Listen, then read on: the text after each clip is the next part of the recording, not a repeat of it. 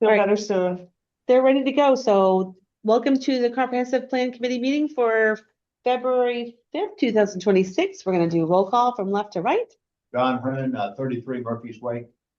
Peg McDonald, 896 Clarkswoods Road. People in the box. Dave Alves, Island Way. Kim Rollins, 49 Brock Road. Michelle Felicetti, Red Brook Drive. And so we have the Southern Maine Planning with us tonight. We have Malia and Brooklyn, correct?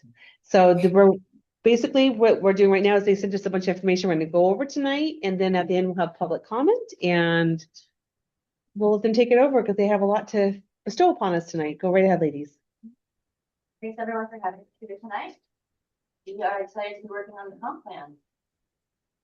So we'll just get right into it. So our agenda for tonight, we'll do a quick overview of the plan and a timeline for the project. Then we'll talk about our community data. At our last meeting, we talked about livability. In future meetings, we'll be talking about mobility and environmental stewardship. The focus of tonight is discussing key needs and challenges around the community topics. We'll also do a review of the SWOT and EPAE results. I want to say what those, yeah, if you want to say what the acronyms are Yeah. for those. For the kickoff meeting with the committee, we did a SWOT EPAE analysis, which is it's short for strengths, weaknesses, opportunities, and threats. And then we take those different bullets and turn them into actions. Avoid, preserve, achieve, eliminate. Say that Makes sense again. on the post-it. Love our acronyms. And then we'll just wrap up with next steps. And throughout the presentation, we have these little blue call out boxes, and those are just reminders for us to have topic discussions with the community and with the folks here in the room. Would it help us to see better if we turn down one of the light switches? Probably, yes. Yep, we can do I'll that. do that. You got it? Thank you. I don't know which one it'll be.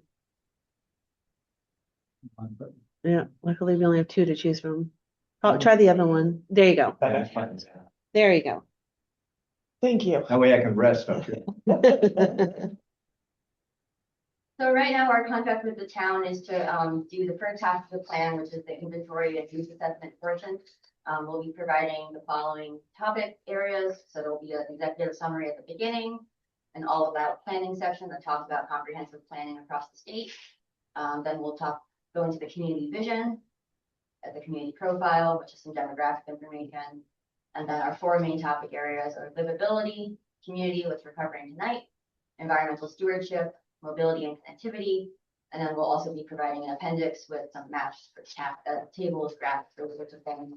Our goal for the plan this way is to have it be not so text heavy and have more graphics toward the end. We're trying to avoid giving people, drive Microsoft Word speakers. Our timeline in December, we worked with the committee on visioning and the needs assessment. That was that SWOT APAE thing that we mentioned earlier. January last month, we talked about livability, today's community. And then March, April, we covered the last two chapters. And then during May and June, we'll be delivering the written plan to the committee for review. And just so that's not the final like draft form, we still have to do future land use maps. So again, that's where we are going into the fall, where we're going to have the full final draft for people to view and look at before there's going to be a vote in the spring next year. So even though we're finishing up this section, it's not the completion of the plan yet, but it still should be completed end of this year. Yeah, with this half of the project, we're really just trying to set the ground with what the existing conditions are and the existing needs. And then with the next contract, we'll do a bigger public engagement process about how to actually address those concerns and implement them and where we can get them to make things happen. So community is about the places and connections that shape daily life in town.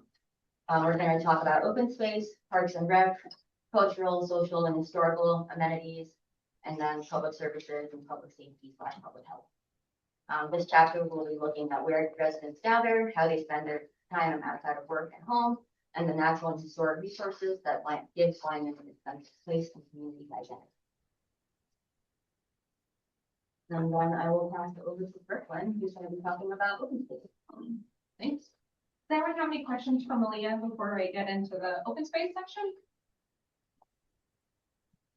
Awesome. So Maria's put down all of the questions as we go through these slides onto this poster, so that she can follow along our conversation and take notes. As you all contribute. What was that moment earlier? So starting with open space, defining what that is and how the plan or the town interprets open space, it really does vary community to community. Generally, it refers to land that is undeveloped or has minimal development and provides environmental, scenic, recreational value. But there are some nuances where some towns consider a certain type of land use open space and some do not. And not to cut you off, but we'll also be sharing these questions in the presentation out. So if you don't have thoughts tonight, don't worry about it. You can always stew on it later, send us an email and we'll make sure the comments get included. Yeah, we'll have, Again, at the still end, really- we'll have public comment, anything people have questions on, we'll send to you guys for answering, so that we have time to make sure you have the right answers. Perfect, thank you. Thanks, Lance. So land types, some towns, consider open space in terms of planning. They really only count public parks and recreation or, municipal owned lands. Others want to include wildlife habitat, agriculture, working farmlands, and even private only owned conservation land. Considering whether the areas that are publicly or not publicly accessible want to be included, is another point to consider. And then some private lands that provide ecological or significant cultural value might also be considered. If I am familiar with things like right to roam policies or laws, folks can hunt and roam on private lands as long as they are not fenced or marked private properties. That kind of comes down to like, what's the town culture like in terms of, you know, if it's an unoccupied plot of wood and whatnot, you want to go for a hike in a public park.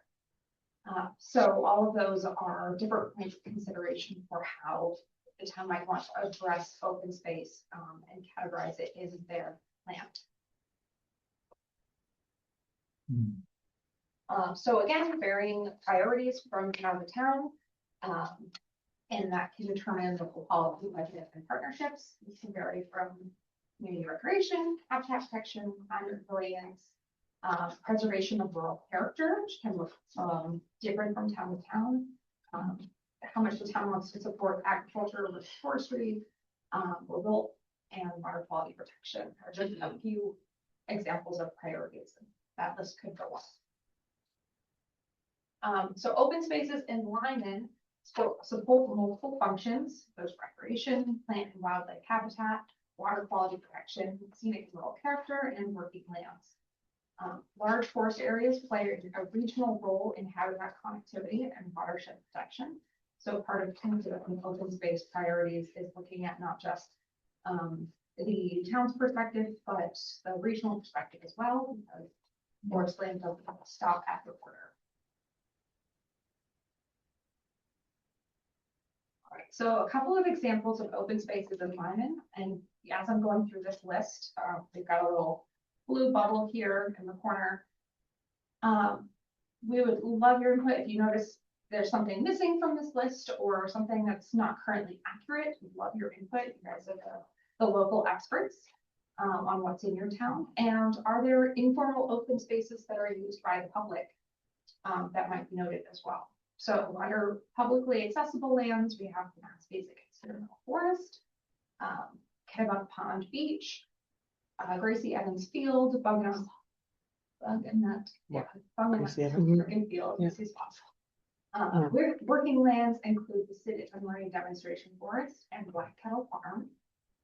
And then private lands include the Bugnut Lake Camping Area and Bradford Memorial Tract. Right, we do have Chadbourne Field or Park, which is right here behind the town hall, which is next to the library, which would be considered open areas that people can go to. Is that town? Then there's, I know looking at the tax book, there was like another, but it would be private, that had like a conservation, I can't remember the name. Yeah, I think that's private. Yeah, it's private, because they have private listed here, just, saying. Oh, But I don't remember the name.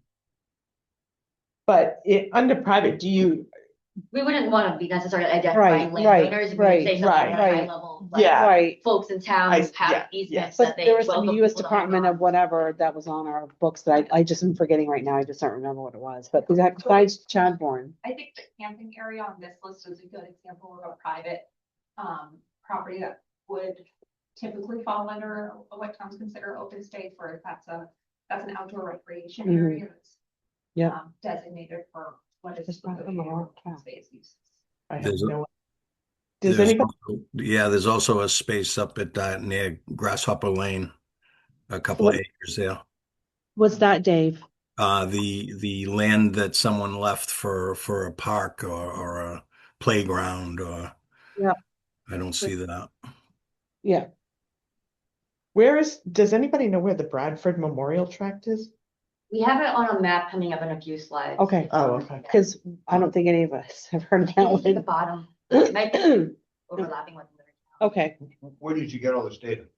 Those are listed in the state conserved lands layer, so they don't always capture like local land trust or privately owned mhm. or one-offs. A starting point, but definitely not a complete list yet. All right. Oh, well, Is that 207? would that be considered, 207 is like an MX crossing, that's over and that's privately owned. But that would be outdoor recreation. It is It's Bragg. large. Yeah. Yeah, but we're gonna find as we go through the open space section, there's gonna be a lot of overlap with parks and rec. Okay. And even in the coastal. But we can, if you guys think of other places later, definitely follow up with some of Okay. those. So another list to look at for accuracy is stakeholders interested in conservation and open space. So obviously the town of Lyman, Kennebunk Land Trust, Francis Small Heritage Trust, U.S. Forest Service, York County Soil and Water Conservation District. We have Maine Department of Inland Fisheries and Wildlife. And these roles can include ownership of land, stewardship, technical assistance, and habitat preservation. I think we could also probably include like acquisition, land acquisition support, as well as funding sources. Mhm. Where does Massapequa Forestry fit into that? I believe they're the Forest Service. The US Forestry. Right. Is it US or? I Or thought it was like, aren't state. they? Maybe, I don't know. think I it's- thought they were state, but maybe not. Double check. So that sounds like it. Hmm.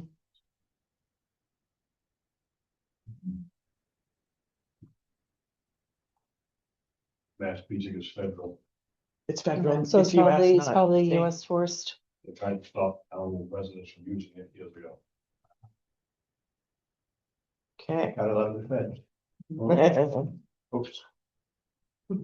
Just think, who working on my taxes, that's all. Oh, yeah. All right. Oh, this is where I need the glasses. Let Okay. me get my Stevie Wonders. I know, right? I need my glasses and a magnifier. Okay, so on to maps. Sorry.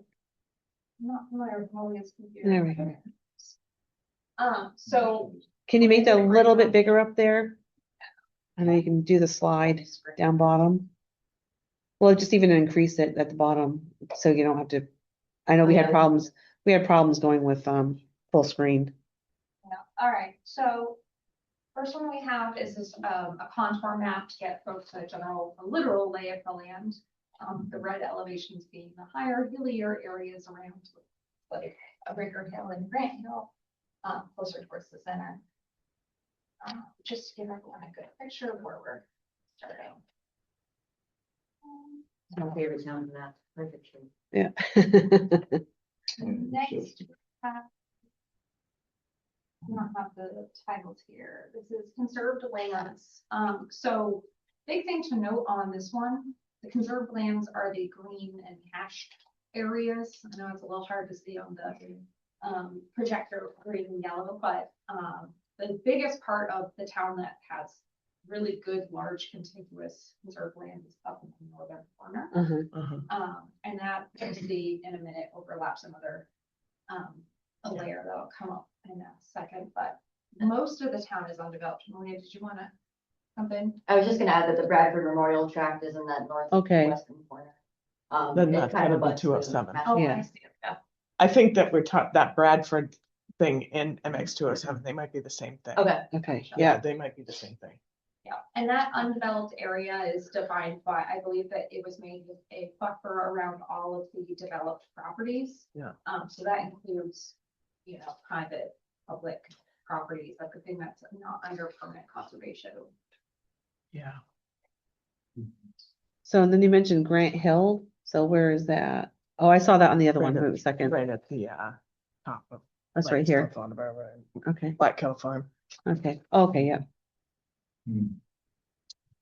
And I assume that maybe somebody in the audience even know too, that up in that top to the left, right by the word Waterboro, Mhm. I think that's Tarwater Pond. Yep. Is it? Yep. Yeah, nice. Okay, good. Yep. So that all is Massachusetts experimental. Yeah. Mhm. Yeah. and that 207 portion we were talking about, that's open to the public? Yes, it is. Yep. They have racing on the weekends and stuff like that during the summer and things like that, like, and people come up and things like that, but it's, yeah. Been there a long time. It has. Are there any other areas that are conserved lands in town that you're not seeing on this map No, at first glance? Oh, Not that I'm aware you're of. bunging it on there, right? I only put that note about Grant Hill I don't see because some Bungalow. towns, they like to preserve like areas over a certain elevation for their scenic value or their cultural value, conservation, et cetera. Mhm. I mean, technically, is Bungnut considered? I mean, it's a park. So, but I don't see it really marked on there. I think it's just the access area that they have highlighted, Cause in the state town, there. the town owns 160 acres over there. Okay, that looks too small. So Yeah, that's what I was yeah. saying, cause there's a field there, there's like a softball and soccer field. It abuts the Sid Emery. But, so Bungnut Park, there's 160 acres over there.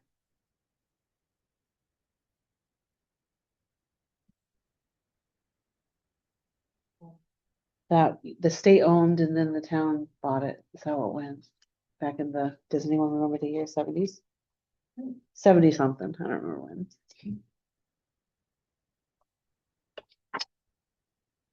That's the only one I can think of that's missing. Yep. Yeah, there are two, yep.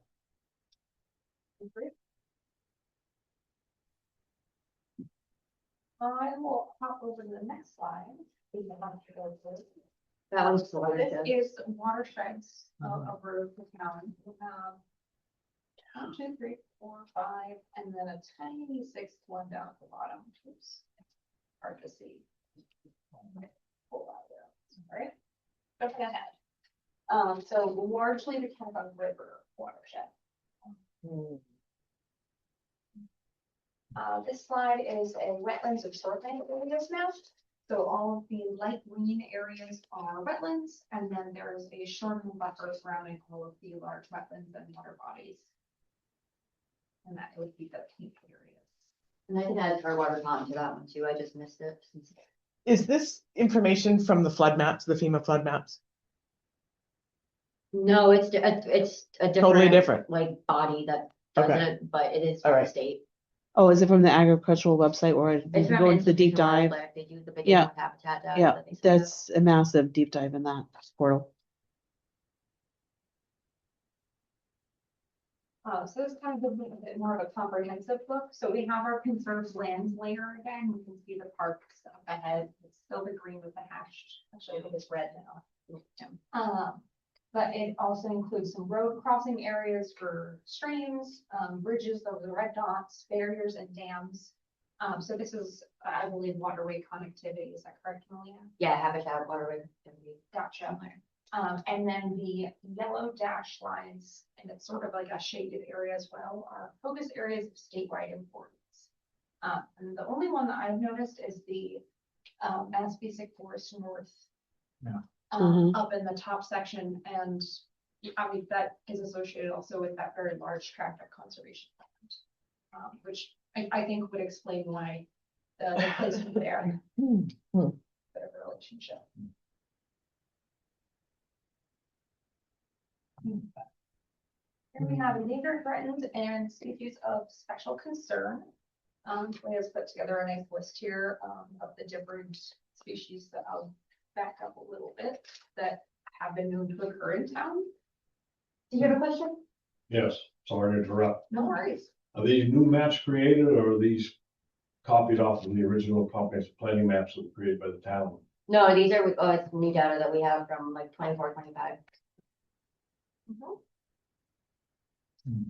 How do we know these? I guess these are birds, right?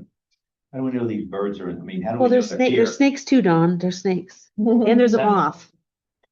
Yes, there's, Big bob hunter, And- I believe is a dragonfly. yep, and the plant. Yeah, I know that the rare plant species come Oh, from those- the, One is, What does that mean? They're endangered. I mean, does that mean you can't do anything on that property or what? What does it mean? All the Endangered Species Act. Very That's the species. regulations you're following. I know, but what does that mean to us as a town? that means that that's information that you are likely to, that would be relevant for building permit or development permit review. And when you're prioritizing lands for conservation or land acquisition for conservation or prioritizing, where do we want to encourage development? Where is a development not likely to be ideal? I'm just wondering, how do you know how do you know it's there? You know, it's there. Malia, do you have like? I'm answer that? Fish and Wildlife doing surveys and submitting the data and trying to update it as a somewhat I'm just regular. wondering, I don't know, I'm asking. Go ahead, got a question. Typically field surveys. we have a question? Yes, So no, just a general commentary, when the airport wanted to move their runway by 150 feet, I mean, talking about Sanford, no, I'm talking about Portland. oh, Portland, yeah. They wanted to extend the safety, not even the runway, just the safety area. $6 million later, they relocated 6 eastern cottontails. It's pretty expensive. $1 million a rabbit. Wonder how they taste. Well, the coyotes out on the island where they released them found out. Yeah. Okay. All right, ESA is a really powerful piece of federal land. yeah, It is. So knowing where the species occur is a really important step in being able to navigate that red tape. But also realizing that these are resources for the town, especially for, a lot of it, I mean, what's, at least like at the top part, you have, that's already like the experimental forest, so some of this is already in the experimental areas and preserved areas to begin with, so, which is great. Agreed. All right. Okay, so some key takeaways from looking over at those maps. Lyman has a very high proportion of undeveloped land. No surprise to anyone here. You guys are pretty rural out here. It's really beautiful. But a relatively small share of that land is permanently conserved or publicly accessible. Open spaces serve various purposes and not all properties are intended for public use as open space. Conservation efforts rely heavily on partnerships, particularly land trust, state agencies, and regional organizations, municipalities as well. Future open space decisions will center around the conservation, public access, private property rights, and development pressure. Way easier said than done. Right. Now we get to our key questions. I believe I have these up on her notes as well. And we touched on some of these yeah, as we Yeah. spoke earlier, but these are just to get. Yeah, so these are questions that we were asking asking ourselves and our data information participants as we go along in the planning and writing of this chapter. Which open spaces are publicly owned, conserved, or used informally? What are the outdoor third spaces in town? Are there an important natural and scenic resource areas protected? Are there gaps or limitations in access to open space or to water bodies? Is traditional access to private lands being restricted? How might development or population change affect open space? And how does the community have a mechanism such as open space fund or partnership with the land trust to acquire important areas for to acquire important open space areas and access sites either outright or through conservation? An example of traditional access to private lands, boat launches that may have been public at one time or rights of ways that a previous owner had allowed, and then ownership changes. Whatnot, and suddenly a trailhead is no longer accessible or parking areas. There's a lot of those. Yeah. I mean, I think in town we have, we have access to Bunganut and we have access to Kennebunk, and the one, I don't know if the Bunganut one is state or not, but the one at Kennebunk is run by state because they stock there. But then you do have places that used to have They stock access. Bunganut too. They just stock Bunganut, so that's also state too. But then you have lakes here that are private. There's no public access, and it's just because of the way the town developed long ago. That'd be like Swan Pond, in Barker's Pond. There's no access to the public. Public, yeah. There's, well, Barker's is public, Barker's yeah. has public, but don't you have to pay to go to that one? Isn't that owned? Oh, You do now. yeah, I think you do, yeah. Yeah. Who's gonna answer these questions? Huh? Who is going to answer these questions? What questions? All these questions. This is key questions, right? Right. Well, we try to answer them to the best of our ability based on what we can figure out from our desks, but then we like to get. So you're raising them as points for consideration then primarily? Yeah, they've collected a lot, but that's what, like, they're asking, like, some of the stuff at the beginning, we didn't know certain things, Yeah. like, what is this? What are you supposed to get answers to? We're gonna get these answers.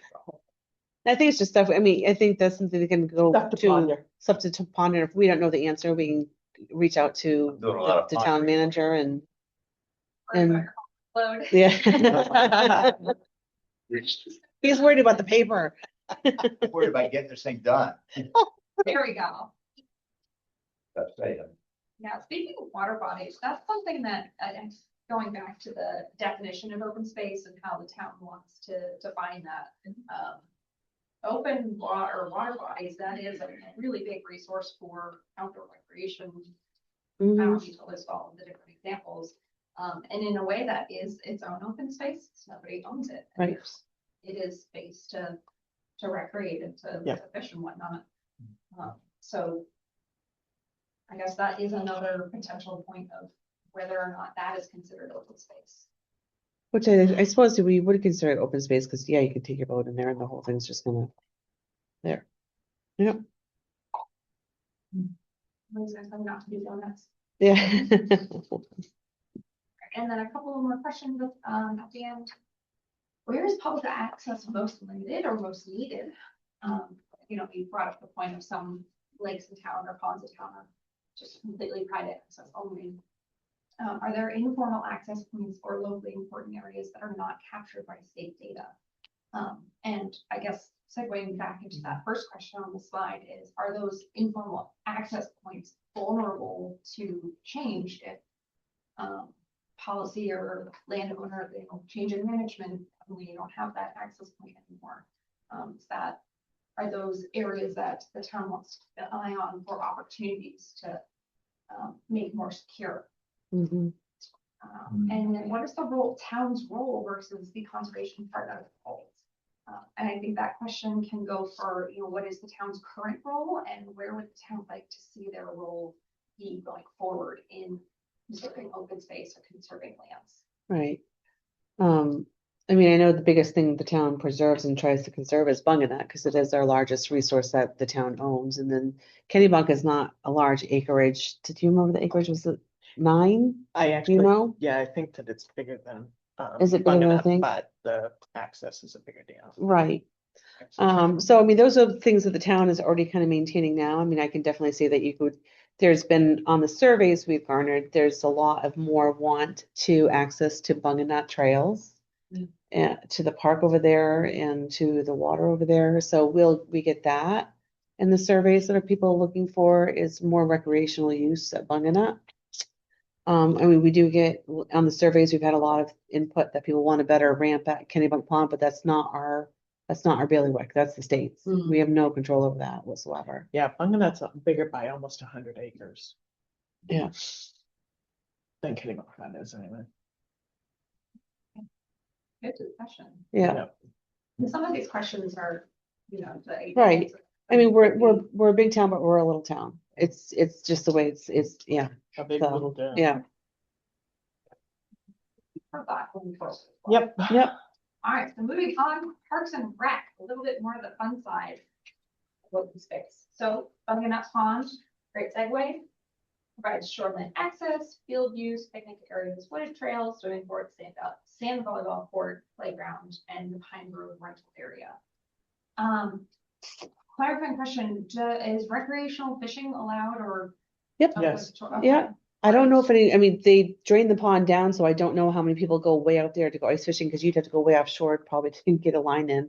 Okay. People, and actually I had someone message me the other day, they took their grandkids out and went sledding, because there's a great hill at Bunganut, and with all the snow we've had, they said they had the best time. They sledded half the day and then snowshoed the other part, the trails are there. A lot Yeah. of times we're writing these chapters in the summertime, and I feel like for recreation. No one wants to think about it. Get forgotten. So, Right. Sure. do folks go ice skating? I know that Parks and Rec talked about clearing a spot and doing it that way, but that hasn't happened yet. Right now, they're doing a skating rink over there. It was talked about, but I don't know if they ever are going to consider doing that. I think once there's better A lot of access. manpower to keep it clear. Yeah. So right now it's just right here, but I do, like I said, I do know the sledding, I don't know if they could cross-country ski over there, because there are trails over there, but some of them need to be cleaned up a bit more. But definitely the sledding, the snowshoeing, and walking dogs and things like that during the winter time. Okay, great. So you mentioned not very much ice fishing, but during the summer, regular fishing. Yep, Yeah, the lake is back up and there's boats out there. And that's one thing that was like the boat launch is not for like power boats. It's just for like canoes and It's all non-motorized. electronic, kayaks, things like that. For Bunganut, I think long ago they tried to put in a bigger boat launch and that did get turned down. What about at Kennebunk Pond? Kennebunk Pond is all kinds of boats, Yeah. motors, whatnot. That's, Does anybody from Parks and Rec cook at this material? I don't know. I wonder if we ought to send it to them. I don't know, maybe they might have some comments. Yeah, I could do Yep. that. Yeah, once we have the full draft Yeah. put together. we can Okay, circulate yeah, and then I or can have put it out Yeah. to their Yeah. department and Yeah. see if there's They- anything they they'd have like to some add or also. chime in on. Yep. Because they did do at Kennebunk Pond, they had was it last year they had learn how to ice fish? Might have been last year, Parks and Rec hosted, someone from Inland Fisheries came and gave like a presentation, kids and for ice fishing and things like that. So there's some stuff they've done there with that. I know one year they had Bat and Birdhouse building over at Bunganut. They had a little get gathering with kids doing that. That was really fun. Speaking of kits, we've got a couple slides about, different, again, stakeholder groups or, Yeah. organizations. I think that's it. No, what? Is that Yeah. Massabesic United? There's no. Yeah, there's a Oh, D. Mass- Yeah, Mass United Soccer, Mass Little League, and RS Youth Athletics. I think that's basically it. I mean, there's some smaller programs like Waterboro Rec has basketball that actually encompasses all the towns in RSU 57. Lyman kids go there. They did try to have like Lyman's own team, and there is indoor volleyball at the Lyman Elementary School on Tuesdays. Oh. For anyone that didn't know that. That's There's not both. necessarily. Huh? There's also Philly lacrosse and then the football program too for youth. Philly lacrosse, and then she said the football program, which is part of RSU 57. Well, actually, yeah, the MAFAC. Is that separate from the school or is it Yeah, nested under? it's sort of kind of its own, but yeah. Okay. Hmm. Oh, yeah. Okay, so Little Leagues.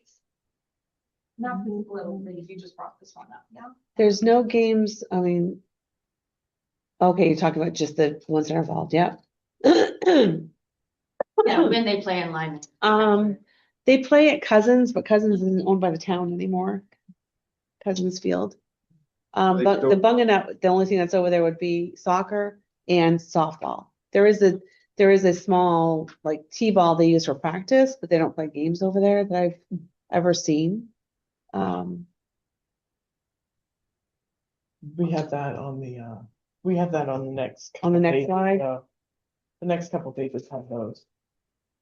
Yeah, the main takeaways with these slides is that the recreation for kids tends to be like regional. Yeah, And then with soccer. Soccer club, Yeah, just to be at Bunganut Field. and then for the more regional perspective, RSU 57, much more comprehensive list, and then other activities. I don't see pickleball in there. No, I'm kidding. Is it up and coming in that generation as well? Well, apparently, no, I think Waterboro has their own little things going on.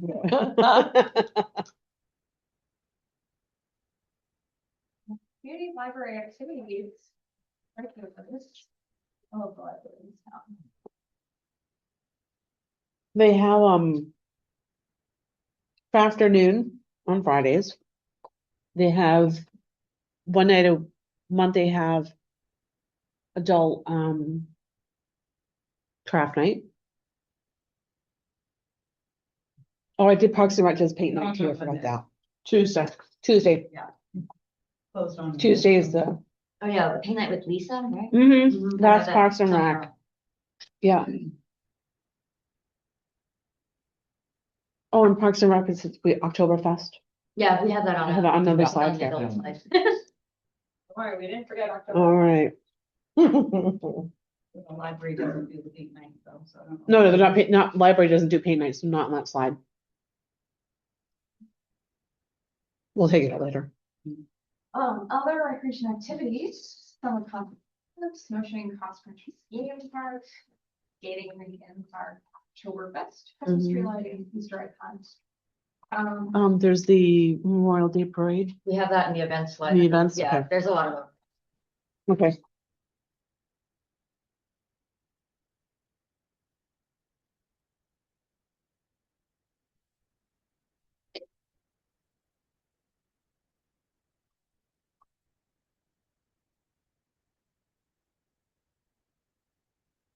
So a bit on locations and resources on the green, a bit hard to see in the lighting.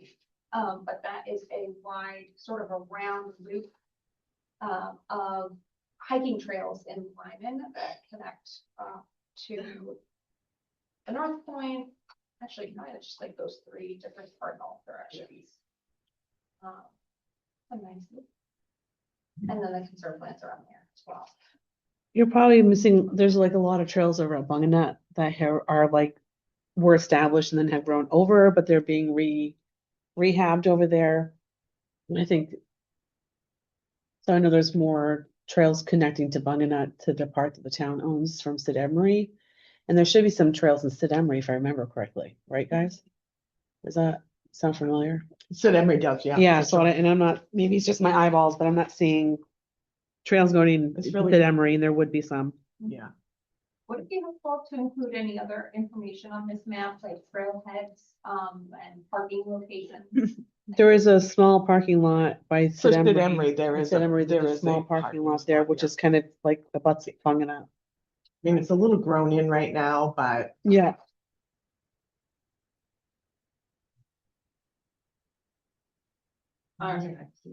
Now we have two similar and different activities, snowmobile trail and or ATV trails.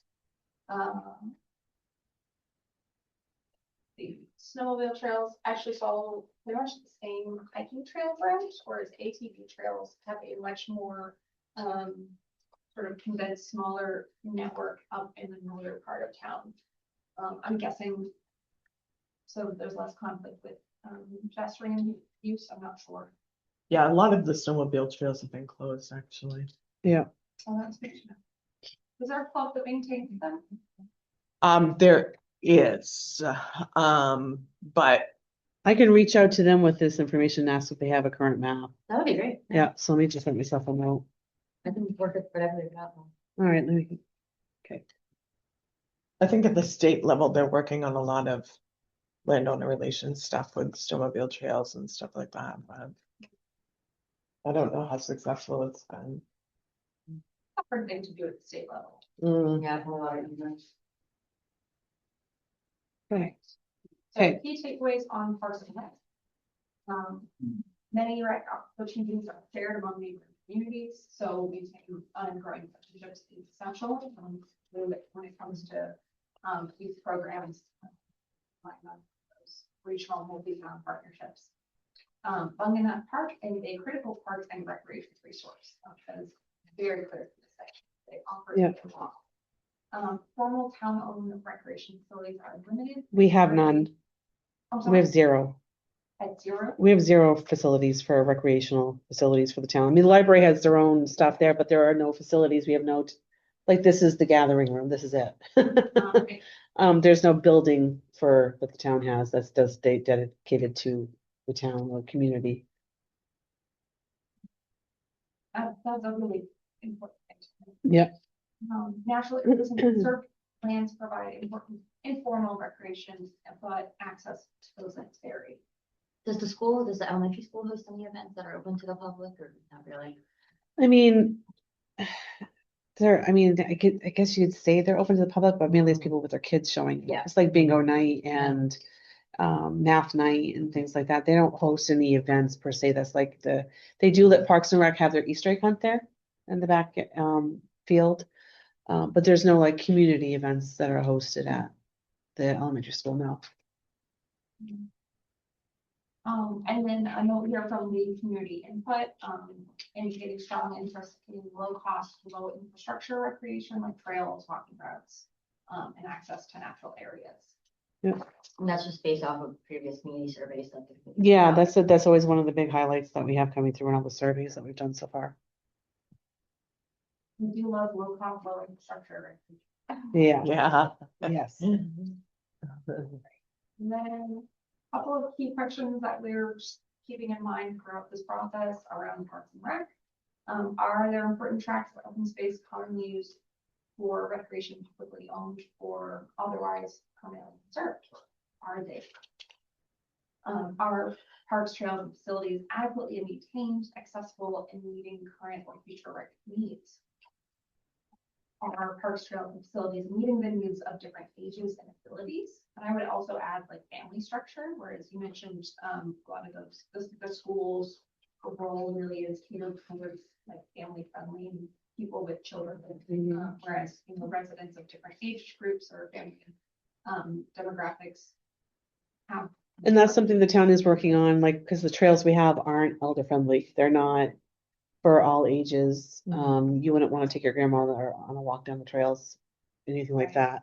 That is something that's been talked about. And as far as, adequately maintained, I think just between storms and things that have happened there in no budget, it's been really hard to get them cleaned up. So that is a work in progress, and that is something that the town has seen in the surveys people are wanting.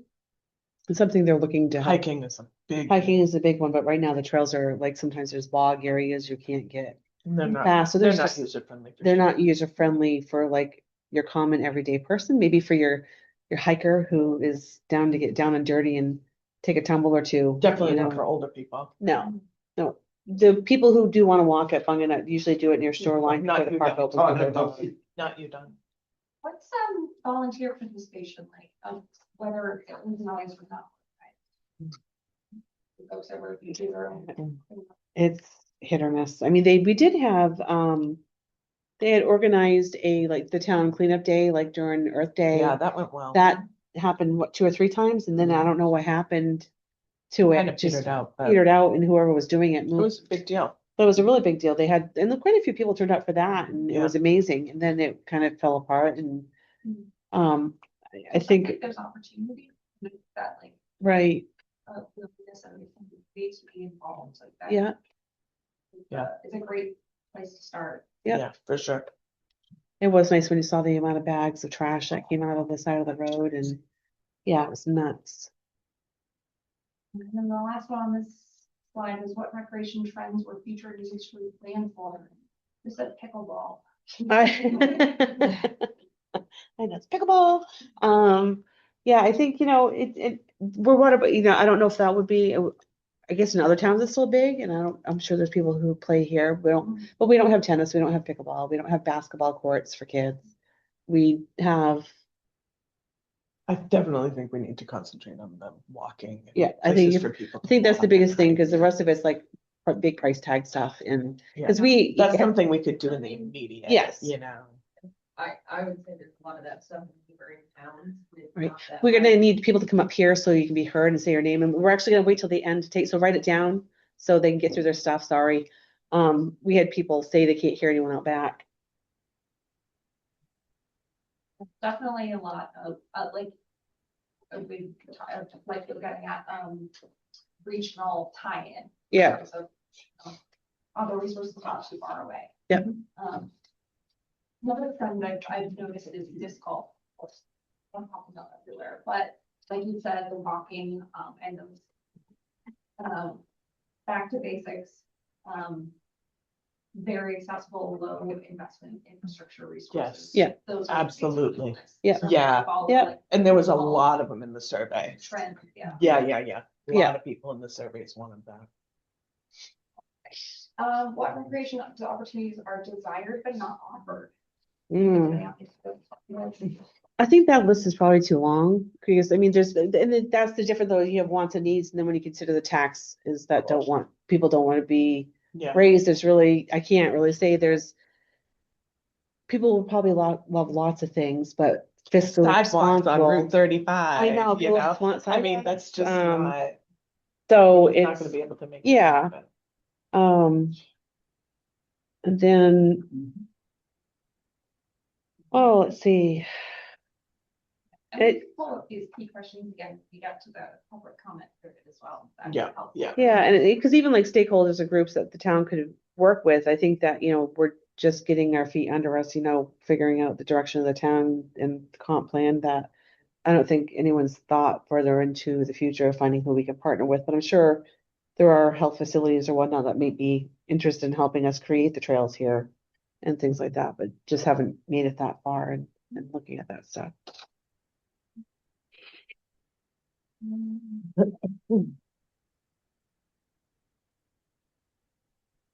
Okay, would you like to take away from the cultural and social community? Okay. Mr. Chapman, you're taking.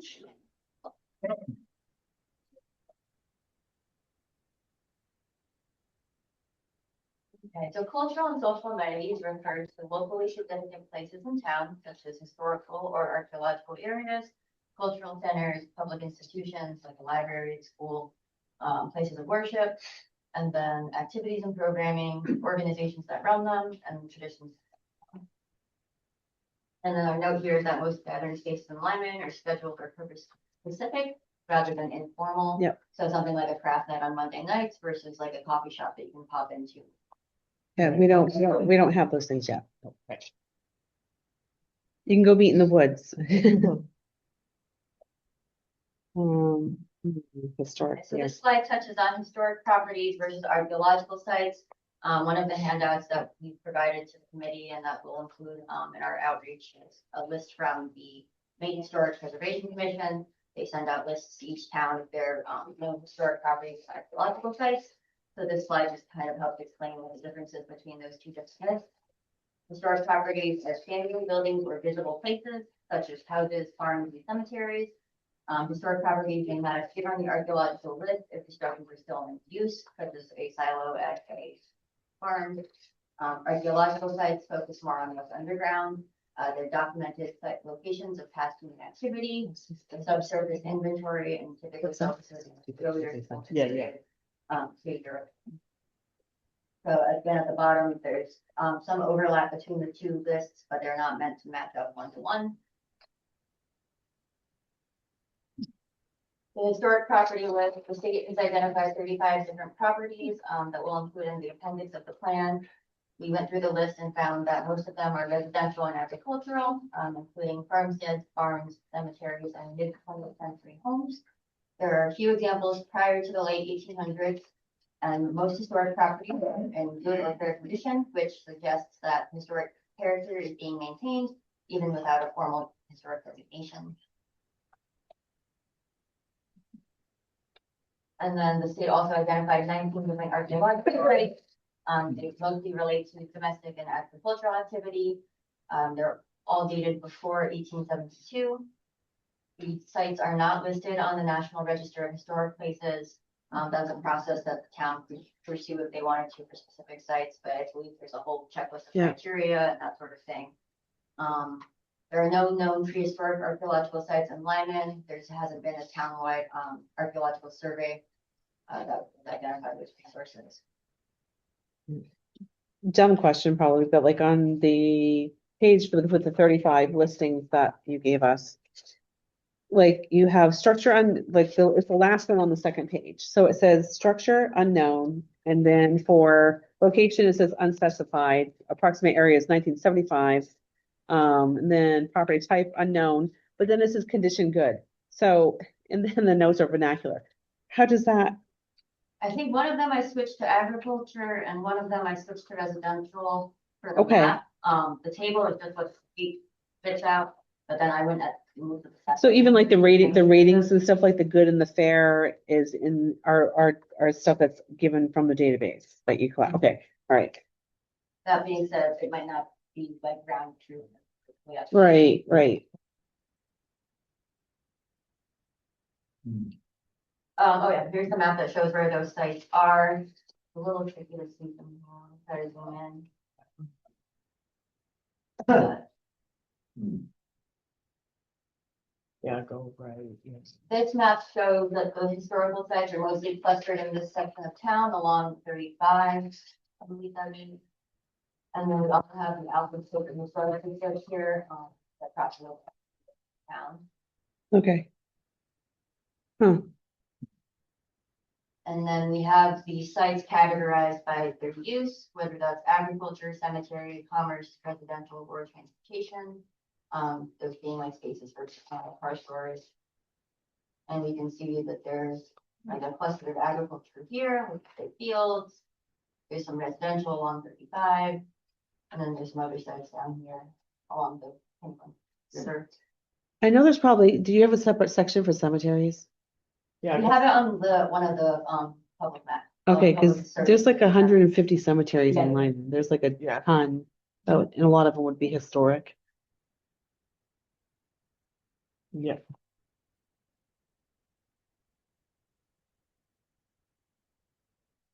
Mm.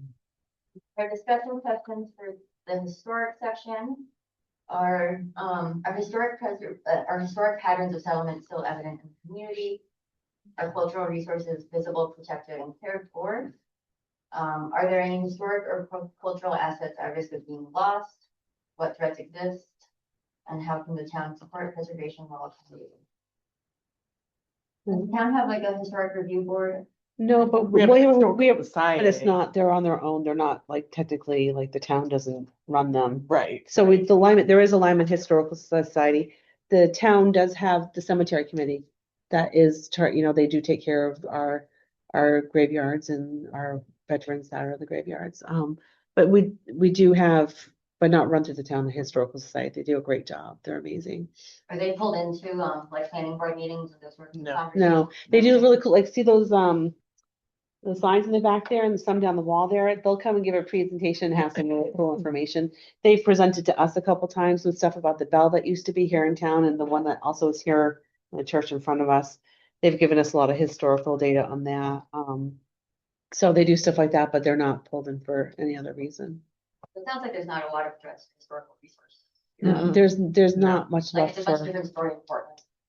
Right, Yeah. yeah. Yeah, And yeah. the last historical Yeah. building, which the town doesn't own anymore, is Cousins School that's Mhm. standing. That's it. There Yeah. is no buildings that the town owns that are historic in nature.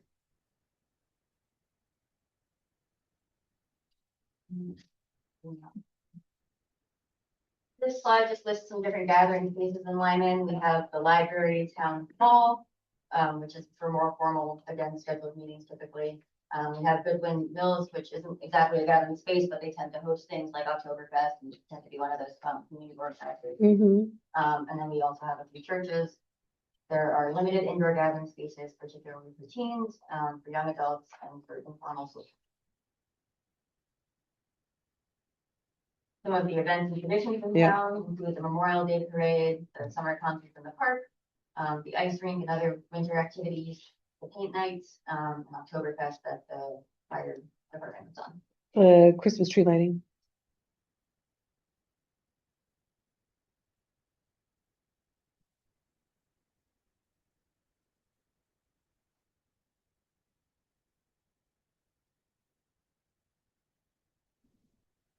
Some clubs and volunteer organizations, the library has its various clubs. There's the school booster / PTA, they also have the school backpack program, which helps address food insecurity. Mhm. There's the snowmobile club and the Lions Club. I don't think we have a Lions Club. No? No, there's we have what's next door? Mason. Masons. Masons. Yeah, we have Masons and that we don't have a Lions Club though.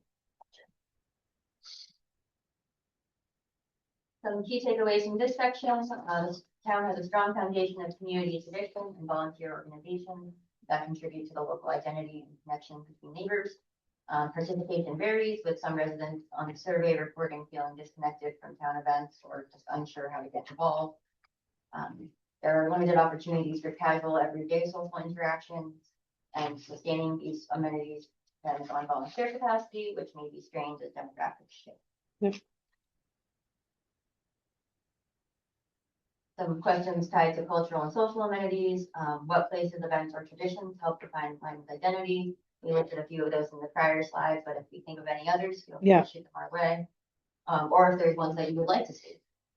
Where do residents gather socially, indoors and outdoors? Are there enough spaces for community events and social interaction? And then are cultural and social amenities accessible to all residents? Mm-hmm. All right. How are these things typically advertised? Like for Is it word of mouth? Is it, there's email an that- email that goes out, there's Instagram, there's Facebook, and then word of mouth, basically. Flyers hung up at the library sometimes. Website. That's it. Sounds like lots of different ways to reach people. That's good. Yeah. They tried the town text thing, but they only ever had like 400 people sign up for it, and it was like 3,000. But it was like $3,000 a year for the Wow. program. It's massively expensive. Our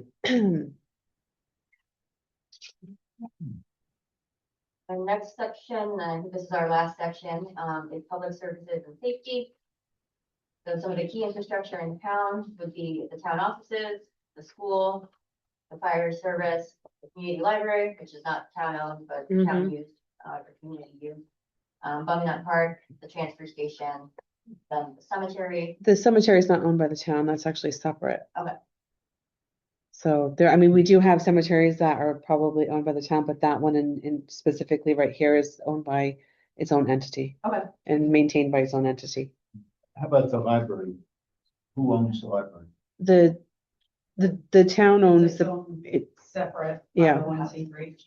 But we pay for it. We Yeah. pay Yeah. for most of it. I should Yeah, say. and then in the land It's is the funded town. by the town. So, but the town, like the library rents the building from the town, I think is how it works, correct? Or there's a lease. Okay, The building belongs to the library. Oh, the land is leased from, the town. oh, from the town. Oh, I didn't know Yeah. that. Thanks. No, All right.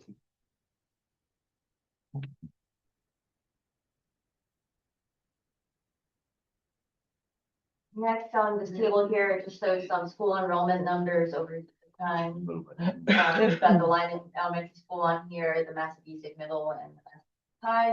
And then we also have some numbers overall for the whole school district. Overall school district enrollment is declining. So that's our section. RSU 57 consists of 6 towns, so, okay.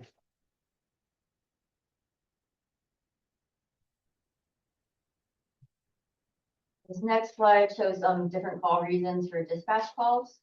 Again, over time, with a few different categories. But there's something screwy on the 23rd and the 24th, 2023 and 2024. See how the numbers on motor vehicle complaints and stop go way up? Is that, did we switch from, who's doing us now? Aren't we doing by York County now? Yeah, yeah. Why do those numbers go? I mean, like, Remember we did that whole deep dig and it was because if the way it's reported, Maybe that's it.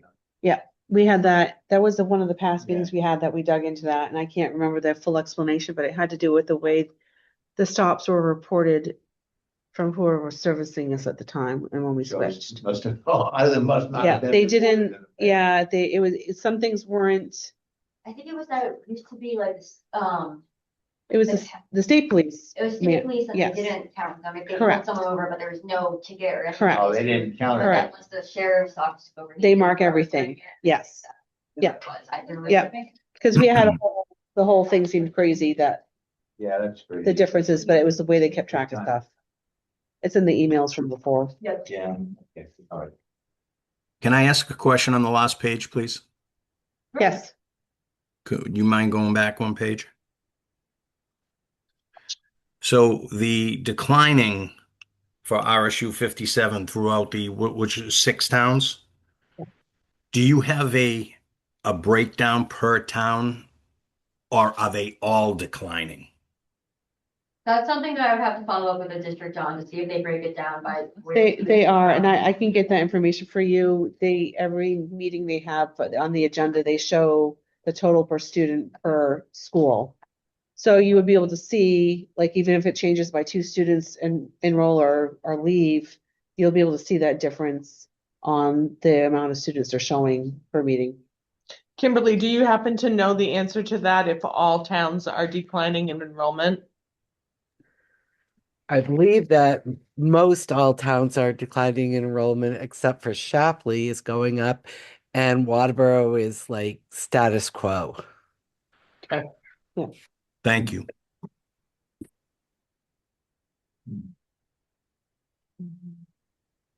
Hmm.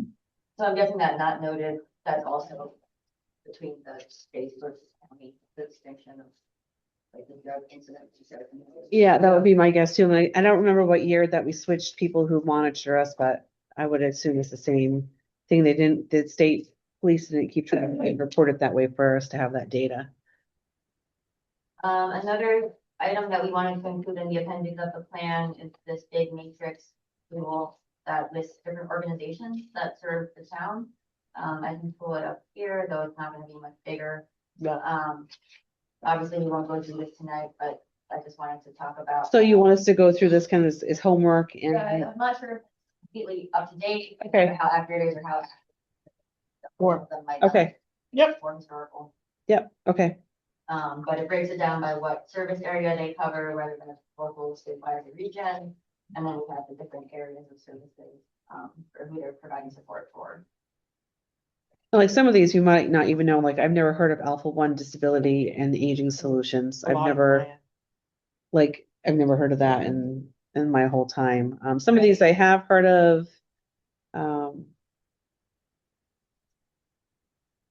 Yeah, this should be pretty easy to go through and Yeah, Michaela put this together as just a good way to get a feel for where there might be gaps in service coverage or. Yeah.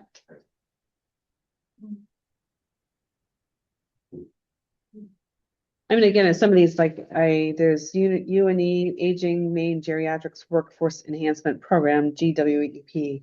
I've never heard of that, but I don't know if they service the town. I mean, there's some of these. Maybe they say they do on their website, but no one actually. sits on it. Correct. So you're gonna have that they may say that we're on their list, but we've never seen them come through town or pop in a flyer or anything like that I've seen. So do you want us just to like highlight the ones that we're unsure of? Yeah, and if there's ones that you want to follow up on. Yeah, okay, all right, yeah, all right.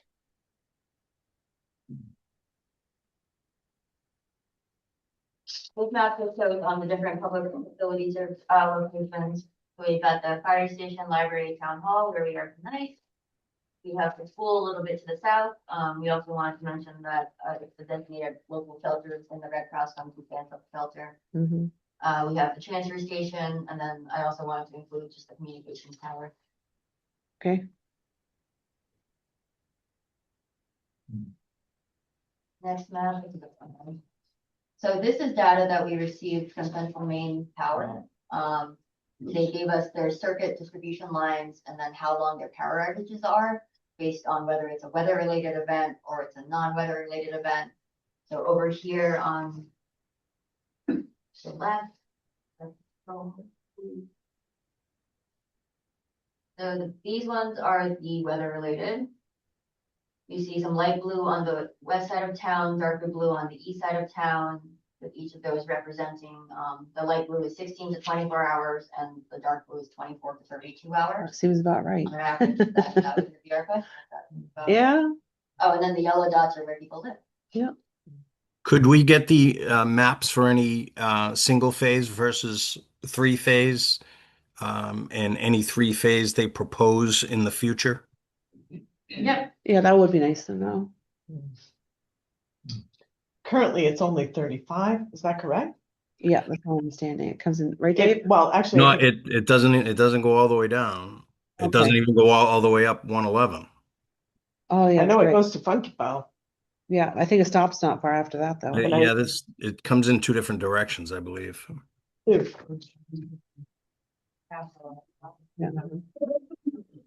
Yeah, it's a bizarre way it's done, but But those maps would be good for future thought on any larger commercial Yeah. Yeah, for that may sure. need that power. Yep. Agreed.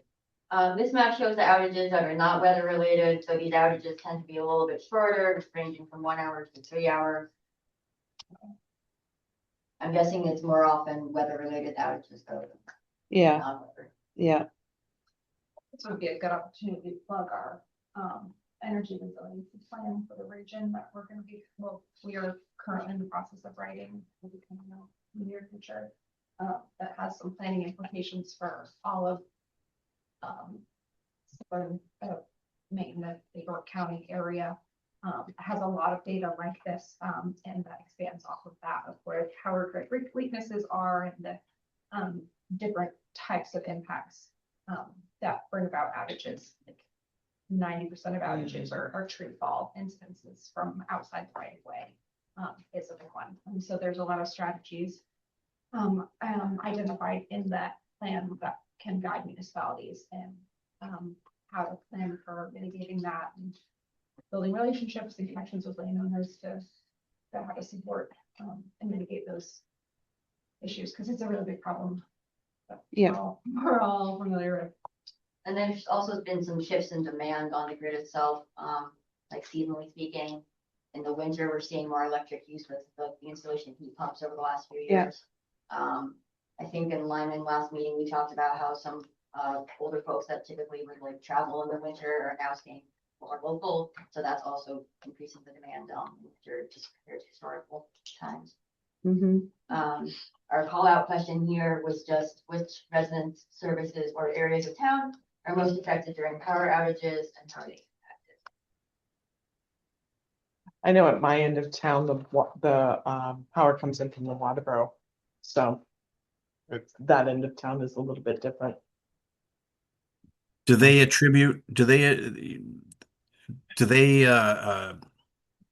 identify the reason for this timeline? Is it older transformers? Is it trees? Do they identify that at all? I can dig deeper into the data they gave us. Yeah, for these ones specifically, it was what weather related on the left and non-weather related on the right. Yeah, but I can dig into the tables and see if they have some more detailed notes. Like, I know animals fall under one of the non-weather related ones. Yeah, that too. Yeah. Oh, no, I don't question, I have a comment, well, okay. Well, we're gonna take comments and questions at the end, and you can let them rip. So, because we're almost done their presentation, they've been great. So then we definitely want to hear from you. So I want to take notes of what you guys want to say. So then I can also go back to them with the notes with stuff that people want or have to say about things. So, and we're almost there. Thank you. It's Don's fault, he's the one that, he saw me sitting there. Dawn is the rowdy one. We have to watch out for Dawn. Trying to stay awake here. Bear with me, folks. So this map shows the different flood hazard areas. The areas in red and orange are gonna be the special flood hazard areas. Those are the ones that are subject to local floodplain management regulations. So that's gonna affect your development and permitting processes. I'll zoom in a little bit here. Are these I assume these are based on the latest, This is FEMA's latest stuff. Yeah. are they gonna, how can I say this nicely? Are they gonna revise them anymore? There was a big, a couple of years ago, that was, Like 2024 or so. Yeah. I'm not sure, I'm assuming it would be a pretty heavy lift to do another one anytime. Yeah. because there was a lot of, some of the coastal towns really had a lot of issues with it. I don't know that affected us much. Yeah, it's been a while since I've done, Okay, all right, thank you. since the last round of maps. I think it was like 2015 maybe. Hmm. But now we've got 2024. All right. Do these areas seem accurate for where the town experiences flooding? I know flood maps aren't always accurate. Yeah, I think it's just a little heavy. but- Yeah, I do too, We but had that much flooding? I know, yeah. So, I mean, I suppose if, I think the areas are accurate, but. Yeah. I yeah, don't if we had to think- build an arc, that would be right, yes. So, but beyond that, no, it's like, I think even like where I live, I actually have to go up a hill to get to my house, and they wanted to mark us like flood insurance and stuff, but then once they Yeah. came out and reviewed, because we were near Kennybunk Pond, How'd you fare during, Irene? That was usually. we had some flooding, but it wasn't, we could get in and out of the driveway, it cleared up pretty quick. We didn't get flooded out, and we do have culverts and stuff like that, and it did run over and cause a little bit of damage, but not. I think the biggest complaint we get for anything here is trees down. Trees, like big old trees falling across the road or taking lines out, Yeah. the massive damage they cause. That's our biggest thing, I think, that hits the town. That I've seen anyways, and Maybe a fire. Of course. that Which was one, which one's that, A Don? few years ago, maybe. Many moons ago. I wasn't here then, but I was around. Look at that. I thought you started. No, I didn't. Don was playing with matches. I might have tried. This might be more of a question for emergency services, but do they have, not necessarily a formal list, but do they know whose doors to go knocking on when the power's out for a really long time? Is there like a community phone tree, that sort of? That's a good question. Tom's not here. He couldn't make it this evening, but I can write that down on questions to ask Tom, because he actually is working with the fire department on the emergency plans and evacuations and our climate change plan that we've been working on. So list of people for door knocking. Yeah, like folks that might have medications that need to be refrigerated, or they're on, electronic equipment that needs to be plugged in. Those sorts of vulnerabilities. All right, I've written it down to ask the fire department and Tom. Or from an elevator. Or if power's out and then we're going to space heaters, but then. Okay.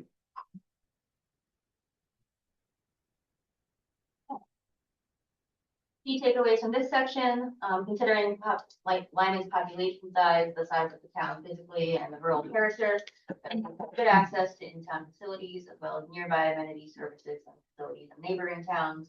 Overall, crime rates are low. We did see though that welfare checks are increasing, which suggests that there's aging in place trend. Yep. And we do, like a lot of towns, have a lot more families living in tents than campers. That's also not an elder problem, just an unfortunate way of the world right now.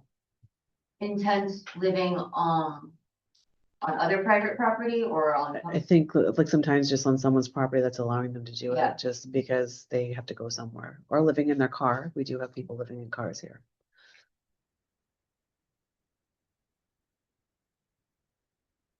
A good place to get that data from is there's a woman over at Massey BSIC, RSU 57, that is works with the unhoused population of kids that go to school. Okay. She would have that data potentially for you. Do you think you could get us in a contact? I can, yeah, I can give it to you after the meeting. I know. Okay. Yeah, I'll send it to you. I'll send her a contact. She can give you the info you need.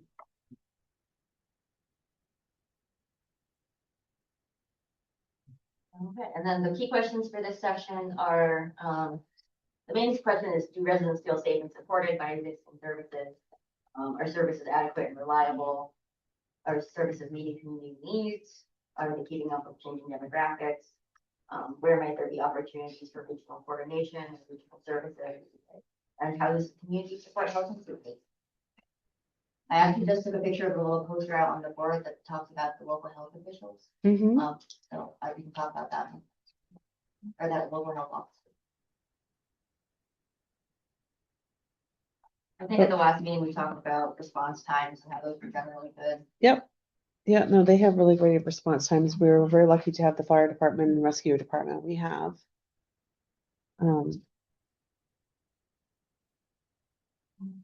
I think that they are keeping up with the demographic and changes, you know, I think this was the first year they haven't asked for an increase in employees. So, but there was like year after few years that to get, so at least we have a base level of people on staff. 24, you know, like we have good staffing coverage. And so they're finally at the point where they feel like they have good staffing coverage for our community. And I think locally with anyone like Biddeford helps cross cover, we help cross cover everywhere. All the towns really work well together in that department. I think it's, you know, public health and social services meeting community needs. I think that's a difficult one because again, there is no place for people to gather. So to have something for the elderly to come out to, I know Meals on Wheels does come and we did get the number of residents they serve in town. We do have that. That's in an email. I'll have to track down if you want that data. Let me write that down to myself or I'll forget.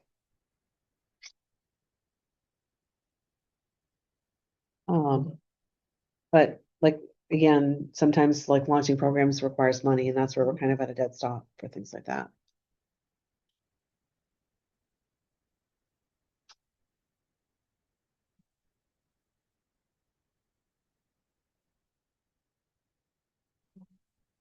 Last couple of questions, what services and facilities are not present in Lyman, but might be desired, or of increasing importance in the future?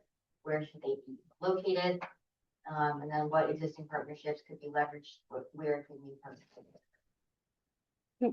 I think those are good questions also to put on the next survey to see what people are thinking and what they want. Yep.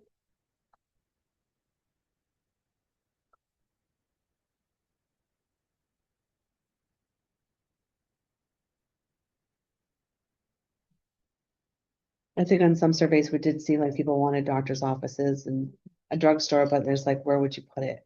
The kind of thing is, that's the question, is where to put it. Or of the town nurse, They like a do? school nurse, but it's a town nurse. Ooh. You can just go in checkups, Oh, there. Okay. walk in. Oh. In the town office itself, or does she have I like think a? she has her own little. Yeah. facility. Yeah. And I think the school shares one nurse for 3 schools or something. It's crazy. And we have a slide that just summarizes the needs overall from the different sections today. Generally, the town is looking for more accessible everyday places to gather and recreate.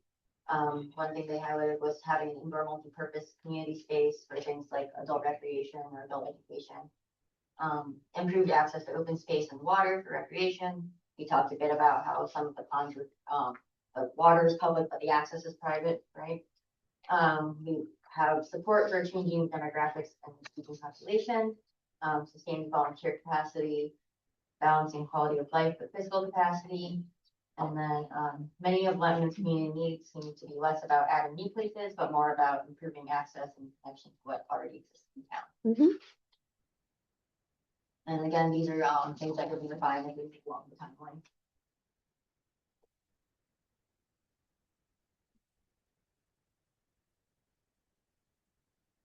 The last section that we have, we did the big SWOT activity at our December meeting and identified strengths across town, across all different topics. Mhm. But for this presentation, we pulled out just the ones that relate to the community, the community chapter. So for strengths, I can just read through them quickly. We've got people and neighbors and relationships, neighbors looking out for each other, library activities, the newsletter, quality of life, the peaceful rural small town atmosphere, the woods, ponds and waterfront, fire rescue, mutual aid with neighboring towns, low crime, clean water. For weaknesses, we have some folks feeling excluded, A lack of trails or family-friendly infrastructure like sidewalks and playgrounds. Again, the lack of places to connect casually, health and wellness programs, a desire for entertainment activities and all age activities, particularly for adults, a low volunteer capacity, low public meeting attendance, and a lack of enforcement on speeding. Some opportunities that we've identified are more family-friendly and all age activities, the farmers market, a boat launch for Bunganuck Pond, the boat launch on Kennybunk Pond. Again, we can note that that's a state. Yeah, and Kennebunk Pond is too. Both of them would be state as far as like a boat launch. Folks looking for 2 mile plus multi-use trails, sidewalks in key locations like along 35, open space areas such as farmland, and places to swim. Some other opportunities in town, we could work on improving perception of boards and committees, perhaps an open house to invite new residents to, civic engagement groups. We'll change this to the Masons. Partnerships with religious organizations, public communication, traffic calming, and regionally coordinated disaster preparedness. And that one is being worked on. That's the one that they're doing the climate resiliency plan with the Goodwin Mills Fire and Rescue. That's been an ongoing project.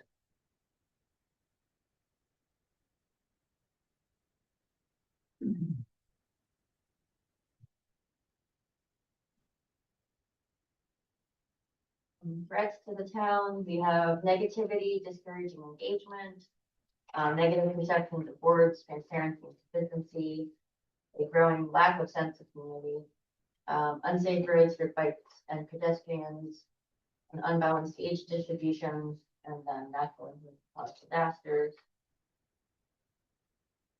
From those lists of strengths, weaknesses, opportunities, and threats, we try to turn them into action items. So some things that the town would like to achieve: clear and regular communications, more all-age activities, events that allow flexibility for families and caretakers. Again, the trails, sidewalks, access to open space, sense of community. One of the examples that came up in the past was the idea of doing like a welcome wagon. Health and wellness programs, weatherization and home maintenance, food pantry, dog park, well-attended annual meetings, transportation for older adults, and disaster preparedness and planning. Some things the town would like to preserve: the sense of community, libraries, quality of life, the town atmosphere, the woods, ponds, and waterfront, and the food waste diversion program. We'd like to preserve the Historical Society. They do some really great work. And then again, the community events and traditions.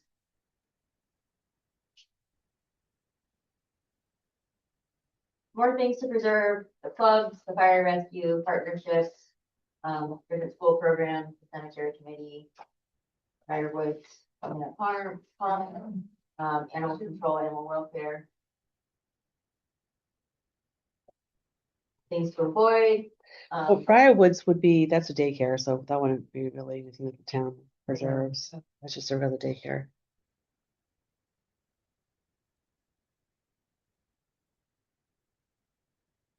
Avoid crime, pollution, developing in the floodplain, overusing water bodies, concentration of programs that focus on waterfronts.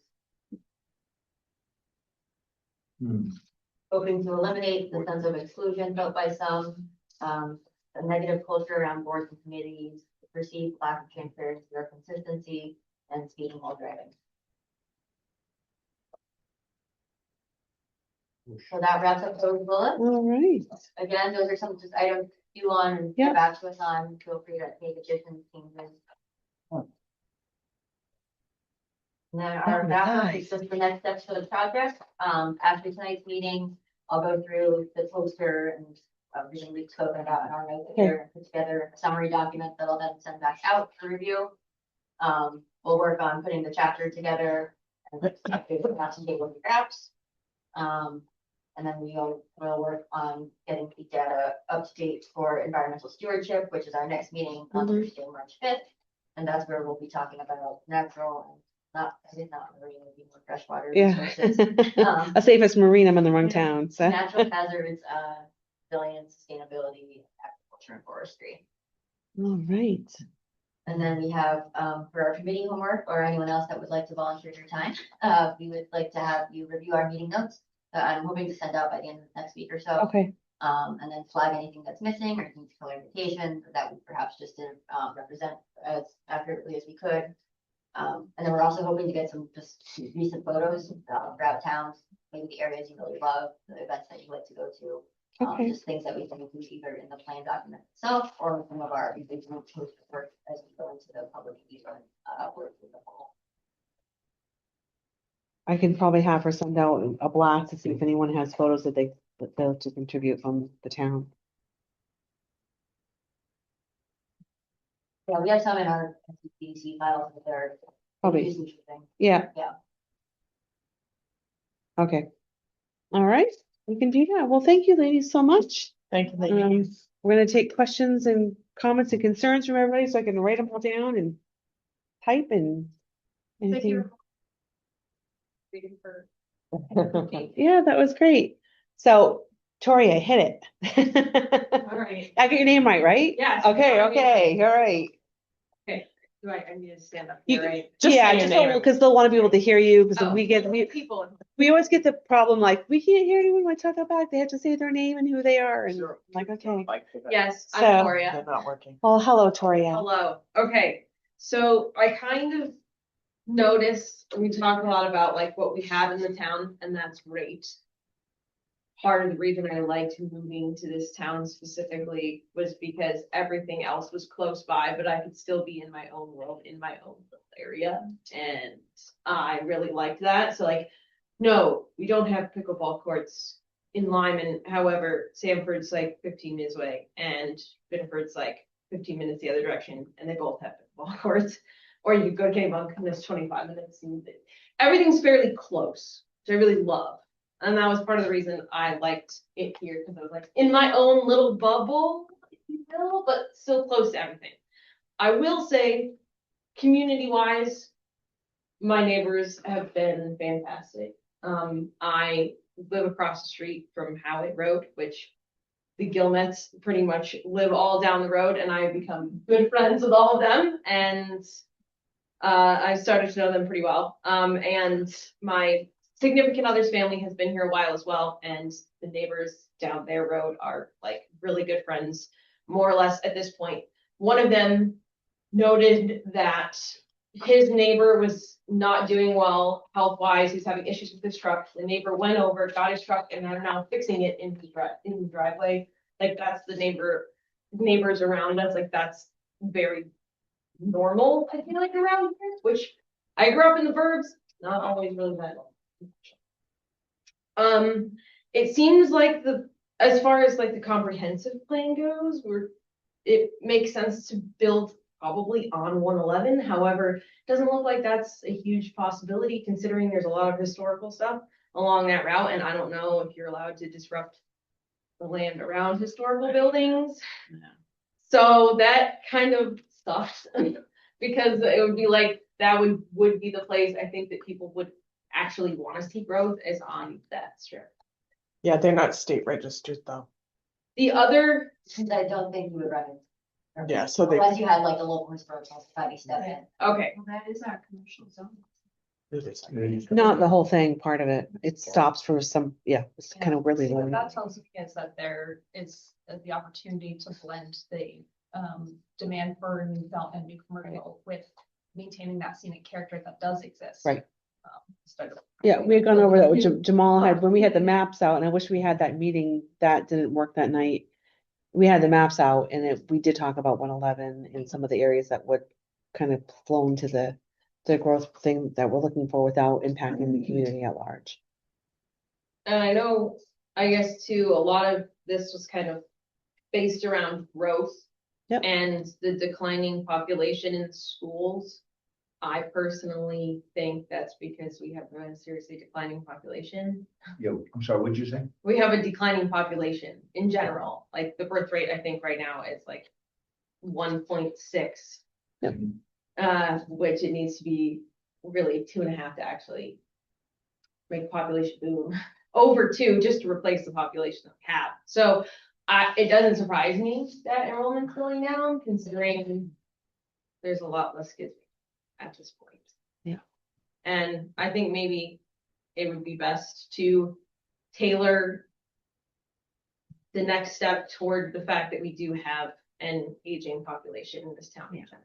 That's something that we've looked hard at, that there is no services for our elder to age in place, and there's like no housing for them either here besides their own homes. And then if you're to the phrase which drives me crazy is affordable, someone's going to build affordable housing. What is affordable?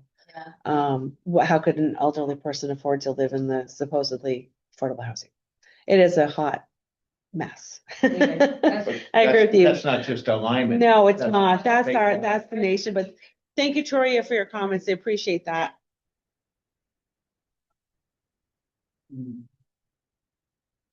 Whoever's next, come on up. Bob St. Ange. I have a tremendous amount to say.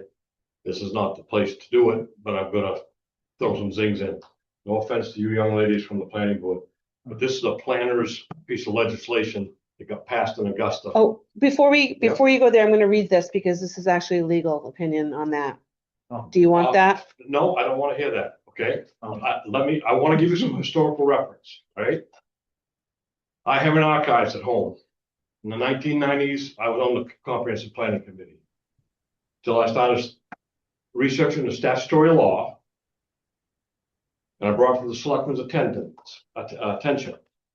And I have pictures here of back in the 90s. Here's our annual town meeting out of the newspaper. The man standing up is Willie Lawler, who was our state rep. He was a Democrat. When I brought the statutes to him and to the selectmen, they didn't know anything about it. And it's just like this piece of legislation, which says it preempts town zoning. They are right over us. The town alignment is not going to have any input into 3 and 4 family homes. They want us to diminish our lot size. That's not what we chose.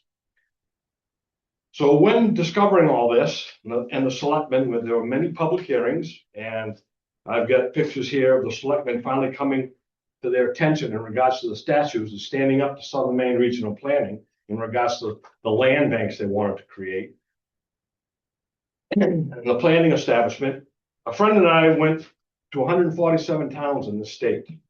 100% of those 147 towns voted down their comp planning when the rules were put in front of them. And there are a majority of these towns that have no idea what the state's gone and done now. Neither do some of those state reps that are up there. These are the bureaucrats that got this plan passed. When they pass the legislation, the legislature then turns the rules to the rule makers. The rule makers do what they want, planners included, no matter where they are. When they make those rules, it never goes back to the legislature to see if the intent of the legislature was addressed. These rule makers go on and do whatever they want. By the way, hi Dave, forgot to say that. We're waiting to come up with this here. This is an unconstitutional. But this is, not to interrupt you, but that's not what we can even, I understand that's not what we can do Well, tonight. You know, that's not, I've always said time and time again that, you know, basically write your reps because we can't change that. You know, I'm just gonna read this really quick so you can hear. This is what we're going off as far as legal gave us as well. Right. I'm not a fan of everything coming down. This is like so not. This is not a cool. legal fight. This is a political fight. Right, but we're not political, we're just volunteers. No, So no, this is from, again, because of the issues we've had with this and even like our CEO is trying to figure out what to do. There, we do have a statement from, legal was consulted. So it says, I want to take a moment to address concerns that have been raised regarding proposed ordinance updates and comprehensive plan changes related to recent state legislation, including LD 1829, LD 2003. First, I want to acknowledge that residents who have spoken about home rule authority are correct in an important way. Under Maine law, municipalities do have home rule authority, which allows communities like ours to adopt ordinances and make local policy decisions. The town is not forced to immediately change its ordinances or comprehensive plan if it chooses not to. However, there is an important distinction that needs to be clearly understood. While municipalities have home rule authority, the authority does not allow local ordinances to conflict with state law when the state has specifically preempted the local regulation in a particular area. The town has received legal guidance from its attorney, who has advised that LD 1829 and LD 2003 are considered express preemptions of municipal authority in certain areas. What that means in practical terms is that the town maintains ordinances that are inconsistent with state law. Those ordinances may be legally challenged and potentially ruled invalid. This does not mean the town must act immediately, but it does mean that the choosing not to act carries legal and financial risk. If a property owner, developer, or other party challenges an ordinance that conflicts with state law, the town could face litigation costs, potential court orders requiring compliance, and possible liability. We've seen similar situations before. One example is the Food Sovereignty Act that Maine passed in 2017. The town historically had ordinance provisions that regulated certain livestock, including restrictions related to roosters. After the state law was enacted, the town's attorney advised portions of the ordinance that were no longer enforceable because they conflicted with state law. When complaints arose, the town was advised not to pursue enforcement because doing so could expose town to legal challenges. This situation is similar. The town can technically leave existing ordinances unchanged. However, doing so may leave the town with ordinances that cannot legally be enforced and could expose taxpayers to unnecessary legal risk.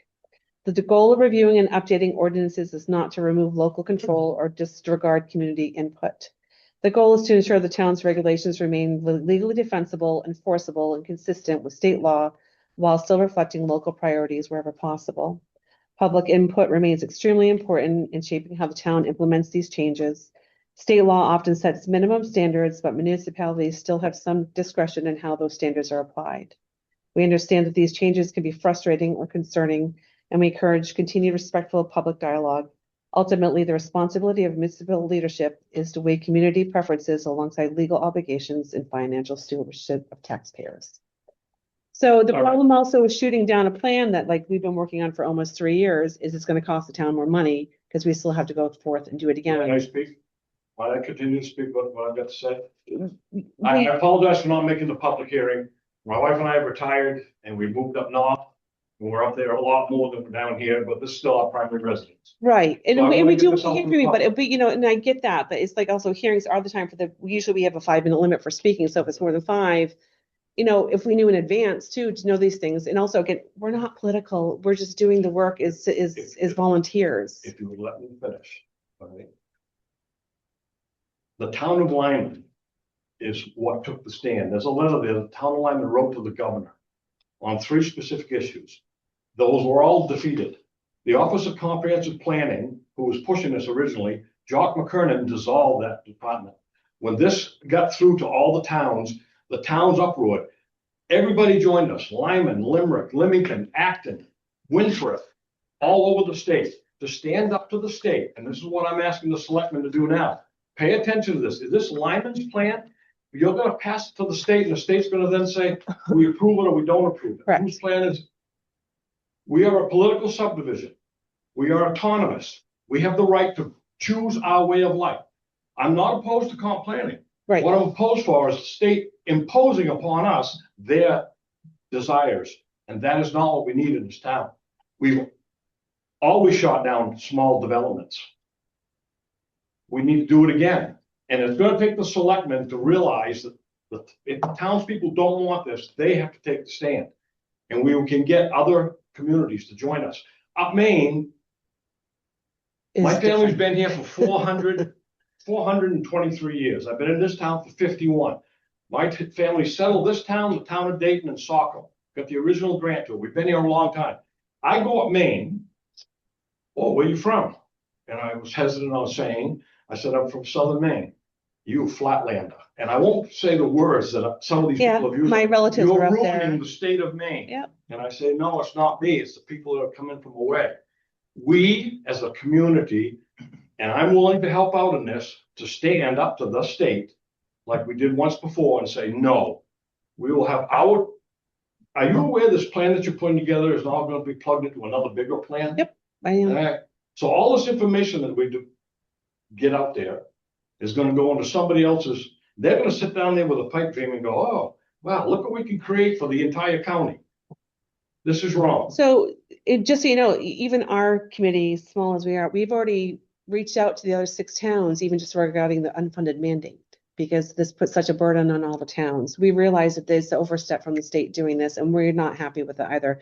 With the permission of the town manager and the select board knowing we're doing it, a letter was issued to all the towns around us, again, trying to garner together to come together to write the state and get reps to come and listen to us. So we know it's frustrating for everyone. You know, we still are willing, our hearts and souls in this, to do our best by what we're getting for survey results. Fighting it on the larger level, I write my rep. That's all I can do. Our state reps opposed to this. You know, and But we get nowhere. but they don't do anything with it. They don't do anything with it. It's like, well, I'm not on that committee. Well, I'll do something about it anyways. I don't care if you're not on that committee. But it's like, and we know anyone, any meeting, write your reps, because that's all I can tell you to do. I'll help you write the letter. I spent all kinds of time on the planning, on the comprehensive plan. My subcommittee was the maps and the demographics of the community. Yeah. We did all this. I went right through the entire process while I fought this. This was wrong. Our first plan in this town was voted down. Now I have a copy of the plan. I didn't give you, our original comp plan. After going through the entire issues with all the state, this is our comp plan that we passed in 91. All right? Yeah, we have that one. All right. Yeah. We, in doing this, we pushed the law back, we changed the law. Southern Maine Regional Planning came to an end. They changed the direction they were headed in. And this is deja vu just 36 years later. They've cropped up in a different direction. Because there's a whole huge checklist we have to meet for it to even be submitted, which is what we're going by, which I gotta find that checklist again. You know, but like, again, we're doing the best for the community we can. We're listening to you guys speak about how you want it to be. The larger scale, if you're willing to fight that fight, bring it on. I will write whatever letter I can. Happened to my family, I just- my children, you know. Right, but like, our hands are tied as well. This is, though, just the one thing I have to say though, is that this is 1991, Bob. And a lot of stuff has changed since then. And again, it's not that we necessarily want to make this a big town. That information, the town had it, still has it. We still have it, yes, but I mean, population has changed. There's so much that's changed, but the biggest thing that has changed is that the state is driving housing, and they're coming in and they're saying, we're going to make you do this, and we can't be an island unto ourselves. It's not, I mean, it's not the state. This isn't the first time that the state has preempted law. I mean, they preempt the law for many, many reasons. They preempt for earned paid leave, for firearms. They preempt for drug testing. They do it for all kinds of reasons, and that doesn't affect us. We're fine with that. This is affecting us. And the only reason I'm sitting here is because I started on zoning ordinance, and it's a hot mess. Yeah. That's where we need to And it's get. always gonna be. That's where we need to But get, this- but we can't This do law it only without becomes, this. this law only becomes law unless. No, it's already law. Oh, no, it's not. 1829 is law. No, this is what you have to understand about our Constitution. There's a difference between statutory law and our Constitution. All right? They have been trying through statutory law to water down home rule. Read Article 2 of the Constitution and Article 8 of our Constitution in regards to home rule. Excuse me for 1 second. I have my glasses on. Declaration of Rights. Now, this is the law, the Constitution, not what the legislature is doing. Until it is adjudicated, or the citizenry just kowtows to this, and after a period of time, then it becomes law. You have precedent set. But our Constitution states natural rights. All people are born equally free and independent and have certain natural, inherent, and unalienable rights, among which are those enjoying and defending life, liberty, acquiring, possessing, and protecting private property, and pursuing and obtaining safety and happiness. You both said that you are unhappy with what the state's trying to impose upon us. Okay, this is the Constitution. All power is inherent in the people. All free governments are founded in their authority and instituted for their benefit. The government's not telling us. We, the people, tell the government. And until I wish that was true. it is true, it It's just makes, happening at a federal level, so, but I mean, But the that's, people- that's out of it. I know, This is, but- that's beyond us. stand up for the state of Maine. All right? Planning office is offering grants up to 15K for ordinance. I think that's something we were already working with you guys with. Yeah, It's the main office of community affairs. Yeah. It's their new office that's under the Department of Economic and Community Development. Yeah. But they're like the state planning office in theory. It's like 2 or 3 people, so they're doing their best, but they are putting out grants of up to 15K. yeah, I got the email from, Yeah, yeah. Yeah, that's something that we're looking at. That's what For sure. happened. But I think, They so- also comp planning, it turned into the state planning office. Mhm. so, But we, the people, is stupid government. all right, You didn't let me finish it. We can stand up to this. This is not a oh me, oh my. And I So, know but- the towns of Maine are fighting this. They are not gonna comply right, with but this. Bob, we've been doing this, this is almost our 3rd year doing this, and this is I'm the first aware time of it. these coming I'm out, aware of and it. so, We were in the same boat all those years ago. right, so, We spent a lot of time doing it. right, but, you know, it's like, I think we're choosing our battles the best we can for the board we have, and it takes more than just, you know, I understand your committee, but if the citizenry in this town wants to take on this fight, if there's enough of us that want to do this. if they can, God we'll bless do you, one and do committee it. like we did before, and we'll take it on. That's, And that's, yeah, I mean, I write and the hot, I'm gonna say, the hogwash I get back from the reps when I write them is hooey. It drives They me don't know what's crazy. going on. They don't listen and it drives me nuts, but I keep writing my letters. That's all I can do. they don't And I go can, study. and I can vote them out when it's time. The statutory law that I researched back then, I took it. I got a copy of it from the town of Lyman. They gave me the book. I did my research. I went to Augusta. I walked into the house and I went to every single state rep I could find. And I went and got their vote, their roll call. Yep. And I confronted them on the issues they voted on, and they looked at me and go, I never voted for that. I said, oh, really? So I open up the roll call and I go, here's your vote. And then I showed them the statutory law. And some were beside themselves. I never approved this. Well, that's the problem. And it was my educating myself of learning that they don't know what's going on up there.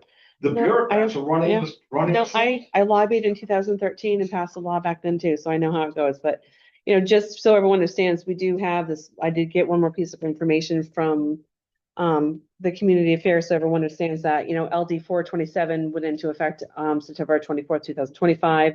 LD 997, July 1, 2027. This, because the question is, when does my municipality need to comply with these pieces of legislation? So 997, July 1st, 2027, we have to comply by. And then LD 1829, for most portions of it, is July 1st, 2026 for municipalities that adopt ordinances through town city council form of government, and July 1, 2027 for municipalities that adopt ordinances through town meeting form of government, which is us. So those are the deadlines we're up against. Again, I if don't that, care what we're up against. Right. Because And- it's not a deadline. and I The appreciate- state's not gonna- I know what I'm not Bob, gonna argue, I'm not here to argue with you. I know that you're not the problem, right, neither am I. The problem Right. is there. If that's not up to So, these right. gals, if they wanna help the town So- alignment, create a plan for the town alignment. okay, so point of order here, just, this is, I understand, I so appreciate you coming out and speak to us, but you need to go to the select board with this, because we literally can't do Oh, I anything. know. And there's So- one sitting there, and there's one sitting here. Right, So- but that's, again, but that's for a meeting with them, get on the agenda with them, actually, if you want to be able to discuss it with them, get on the agenda with them, because otherwise, public comment, they're not gonna talk to you on anyways. Is it So- out for everybody's? Yeah, this will be on YouTube, So it'll get uploaded then in a the couple people- days. Citizens, those that are interested are hearing this. And if there's any out there, it's time to rattle the Right. duster again. And that's, So- and if you can do that, awesome. Like I said, this is just the one thing we've been doing, so we do hope that you can still support us in getting the plan done and voting for it when it does come time. We've been working really If you've hard. got small zoning in it, I'm gonna fight this like there's no tomorrow. You're We not don't- gonna we're create not even 20,000 square foot lots in the town. The state already did it. That's something we They, can, you don't, need- I'm not, I guess. You I'm not know- getting Well, you you don't there. have to. That doesn't mean that you have to. I mean, you've got plenty of acreage. We're not saying you have to make 20 of Oh, those new right. You know, I had that. That's not what we're conversation today. saying. You ought to be happy. You're one of the large landowners in town. And I'm going, I'm a large landowner because I don't want this. Yeah, but The you don't, government's not stopping it, I'm stopping it through my private Right. ownership. right, but that's what I was trying to But say to you. subdivide a part of that land off to your kids so they can build. Exactly. That's, Pardon me? If you want your kids to have, would you want to ever like subdivide off so your kids can have a piece of land separate? When I you have know? my children go live on that farm, there's no subdivision. well, but wait a They're all on minute. the property. Whether- That's what the law says. All But right? that's not the point. The point is that you don't have to do that. 20,000 acre lot, that's what required for septic, so on and so forth. You don't have to do that though. But why is it that the people that want to be able to do that, the people that have a Is it 9 acre, create- wait a minute, the person that has a 9 acre lot that's 85 years old and can't split that lot off, and they will be able to age in place for the rest of their life because they just sold a lot for $120,000. Why can't they do that? Because the townspeople didn't want it. The townspeople always And approved that's what 5 the acre lots. state's trying to do. The state is trying to make it so there's This no is what the place towns for, always want. for elderly to Okay. go. Yeah. Speaking about elderly, many years ago, I was gonna buy 100 acres on the Huff Road. I was gonna put in elderly housing, all right? It's where the pit is on the Huff Road, from where my property started down to Route 35. I got the whole project put together. I still have all the plans if you'd like to see them. So I moved forward to put in duplexes with elderly housing and put in a laundromat. And I was denied doing that, not by the town, but by the federal government. So, Because the town of Lyman doesn't have a post office, so you can't have elderly housing in the town. So we fought to try to get a post office in this town. That's not the Waterboro had So, 4, if, and we couldn't get it. My if- advice to the town selectmen was stop paying the taxes to the state. Is Lyman on the state map? I don't. That Lyman is not on the state map. You pick up any map in the state of Maine and you cannot find Lyman. so I have Lyman a doesn't exist. question, Lewis Mills exists, but not I have Lyman. a question for you. Yes. So like when we do the surveys, like it I was excited till I saw people took it more than once. 194 people responded like, oh my God, 194 people. And then you find out, the duplicate, so maybe 100 took it, I don't know. It's really hard to reach the whole town. Oh, I know. But if it happened to be, in this, I'm asking this as a serious question. If the majority of the town wanted smaller zones, I'm not saying they do, I'm saying if that's what it came back with, is that something you can accept? I'll fight against it, but But if we it's the live in a majority of the democratic town, republic, and if the majority then says, no, we want, so small if housing, 80% then of the town over here. wants smaller lots, because that's the only way they can survive to Yep. live here and afford to live then here. it's Lyman's choice. So, And Lyman can still choose where that goes. and Right. that's right, The pace of. right, Exactly. exactly, right, Impact fees. right. Because We're I not mean, the last looking thing you at want to do building is a add town of infrastructure. Wetmore. If you're putting in your comprehensive plan that you've designated an area, then you're gonna allow that to come into town, whether the town wants it or not. It's gonna happen. If we you put it don't- in there. Now, I need to say something. Now, what, 1957, the law in the state of Maine on zoning was your comprehensive plan was ineffective and not enforceable if your zoning didn't support the plan. The bureaucrats later in time, moving forward, changed it to reverse that. If your comprehensive plan is not in place, you can't impose zoning. I have the 1957 law book, and you can see the law change.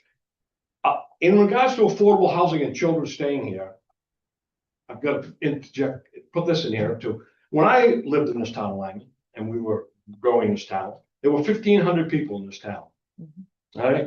My wife and I built a house, bought property. The whole package, 15 acres of land and built a house cost $21,000. But my wife and I moved into a house with no wiring, just the plumbing, no insulation, no sheetrock, no nothing. And we live there. There's a house down here on the end of the Huff Road on Route 35. It was a tar paper cape. There were people that moved into this town, wanted the town to go side that house. That family had a hard time with the child that they had. They had dry wells. Finally, John Henry put a well in. Leave those people alone. We had people that could build a 2-car garage, live in it while they saved their money and added on to their home and built their home. What happened? Why is it we don't do that anymore? Try to Because- get that past zoning. Huh? Try to get that past zoning now. Yeah. That's what I'm talking about. Exactly. What changed? Bureaucracy Exactly. changed and said, no, we're not gonna do that. Now you have to have a turnkey house that costs you $400,000 to move it. Hollis requires And we let these sprinklers. kids get a piece of land. And a lot, Those are town of things, Lyman, you know- whether it's 5 acres or half an acre, goes for the same price. I mean, again, with all due respect, we're not gonna solve that issue tonight, and we're here Yeah. to have thank you, ladies, it was an amazing You keep throwing out presentation. questions, so I made my. You know, but no, I appreciate that, and I wanna see you at the select board meetings, I wanna see you Sure. bringing it to them, I'm not because here anymore. we can't, I'm 74 years old this year. My wife and I finally are done with the farm and we have moved up into the main woods. We live off the grid. Yeah. We don't have any neighbors Good for for a you. mile and a half. good for you. No, do we have neighbors? Mile and a half? I know, That I was our live choice. in 18 acres, and I can't see my Totally neighbors, does. and I love it like that. I saw someone's light the recently built, I'm like, oh my God, I see a porch light. Okay. It was I'm like not- I'm not horrifying, opposed but I to- get that. Right, Opposed to what the state's now putting right, down and our road. that's something that's, So it's, we need to stand on it. If you want to keep your 18 acres, you need to stand. right, and I know that, but it's like, we also have to look at that, the town is not gonna be able to get grants and do certain, there's a lot of things that go wrong if we don't have a comp plan, and also our ordinances are a train wreck, they're an absolute train wreck, but you gotta have the comp plan done first.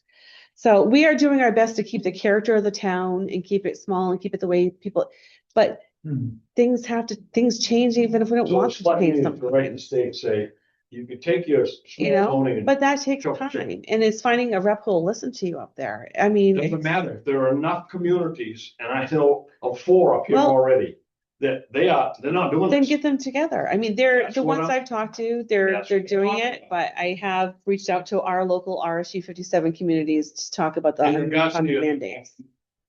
Regards to your CMP and all the outages, I was a lineman for 14 years of Central Maine Power. There ain't nothing you're ever gonna stop. I don't No. care what you try to go, No. you can't mitigate it. People that will have issues and they need the power, they notify Central Maine Power goes out and puts a cross, it's notated in their files. When there's an outage, that's the first place they go. Yeah. Nothing the town's ever gonna do Anywhere. to solve that problem. Get a generator. Sure. Generator, I'm not upset at you guys at all. right. Right? No, I'm trying to make my point, and I knew we were gonna be on Zoom. I'm here, I'm leaving in the morning, going back north. No, and I appreciate it, Bob, and I appreciate your experience, and I appreciate your time serving in this town and things you've done, and your knowledge, I really do, and I wish there was easier ways to change things for everyone to sit around a coffee table Oh, and not hash this easy. stuff out, but it's not, It's and I not know easy. that, But I know we that. went through as a community, yeah, but we were I get that. successful. We Yeah. won. yeah, And Bonnie Titcomb was our state senator at the time, and she would be up in Augusta going, I have the dreaded L disease. Yeah. And So, I the mean- dreaded L was Lyman, Limerick, and Leamington. We were the 3 towns that band together and pushed it through the whole I mean, stay state. tuned, because I've asked the other towns if they would be willing to get their reps and all of us sit together, so, hey, if it happens, come on down, it'll be a party. Well, I'll see if anyone answers. Selectmen should have the town manager contact and see what the local sentiment is in those communities. We start compiling a list and start getting them together and say, we're all for comp planning, but we're not for you imposing. If I wanted to live in the city, I'd live in the city. Yeah. I don't want the city moving into my backyard. So, Right, there's unfortunate side effects of yeah, government. see you later, Dave. No, you can keep that. Yes. That's, I just have a real. Well, you I gotta, have- so they can hear anyway, you. in regards to that, I have boxes and boxes of litigation in regards to the attorney. Town attorney stood up way back when it was Bill Dale. When I presented all of my argument and the selectmen were there to learn. And it was, no. There were realtors there, members of the committee arguing with me. It got to a point when I read a section of the Magna Carta that one of the people on the committee said, what did he just read? So the town attorney stood up and said, everything Bob has told you here tonight is legitimate. It's 100% honest. Mhm. But if the town of Lyman thinks they're going to take the state of Maine to court, you don't have enough money. And I stood up and said, Mr. Dale, we don't need you. And his face turned red. I said, this is a political fight. This is a body of government trying to impose its will on another body of government. That's not how this works. And I said, am I correct or am I incorrect? And he looked around, he went, Bob's correct. That's when the selectmen joined in and said, okay, we're not doing this. Right, So, and it takes courage, I Yep. will admit, and it takes Yep. time. mhm, Back then, I didn't have the time, I was raising a Right. family, working, I didn't have the money. Yep. Well, things are different now. Now I have the time, and I got the money, so I want to fight it. I look Anybody forward, wants I to look join forward on? to seeing you do it then. I do. I truly appreciate your efforts. Thank you, Bob. If I had time, I would too, but I have a 10-year-old and That's- I'm in the weeds. No, I appreciate it, Bob. Thank you. You had made comment that you guys had been advised to get together with all the towns. No, When I you- did. No, Good. I reached out to the towns because I said, it's an unfunded mandate. What did they, like, what was the reaction? I had to the that- it just went out. surrounding towns? It just went out. I have no idea. They haven't Okay. responded yet. That was like my biggest question. I No. was like, 'cause it seems like everyone No. here feels that way, and I would think that all. the No, others I don't. literally just sent it out this week. Okay, So, because that was my question. I had to have the draft approved, so I was saying, I wasn't committing the town to anything, nothing untoward. It was just say, hey, do you want to get together as the 6 towns and talk about unfunded mandates that are like hard on some small towns like us? Like, if we wanted to go to Southern Maine Planning to have a full plan done, we're looking at $200,000 and we can't do that. So, or actually more than that. So that's what the email is all about to the towns. It's about just about the unfunded mandates the town is shoving down our throats with ordinances and comp plans. And seeing if they wanted to get together and have a letter together to approach the state or our reps. So I have started that off. I'm doing the best I can, but again, I do like to challenge authority. I do like to ask questions. I like to be diplomatic. I did enjoy lobbying, but I don't want to do it for a living. And I do want to see help for our town, and hopefully I'll hear back from the other towns. I don't know, but I've reached out to all of them in a mass email together. So they all got it. So, and town manager was copied on it. So that has gone out to see if we can get help for that. And I was just on a call this afternoon with our executive director and our land use director with the state planning office. And they've been meeting with each regional agency and asking like, what are your town's concerns? What areas need the most support? And they're planning on doing a little road show. It looks like in end of summer, we're gonna be doing events throughout the state. Talking about the new legislation and the support and providing clarity because a lot of it's happening on the regular. It's hard. Yeah, and I mean, we're lucky enough that we get emails from the reps and we get to go into Zoom meetings and we get to hear firsthand what they're saying or from the legal opinions that come down. So we get more understanding than your average bear.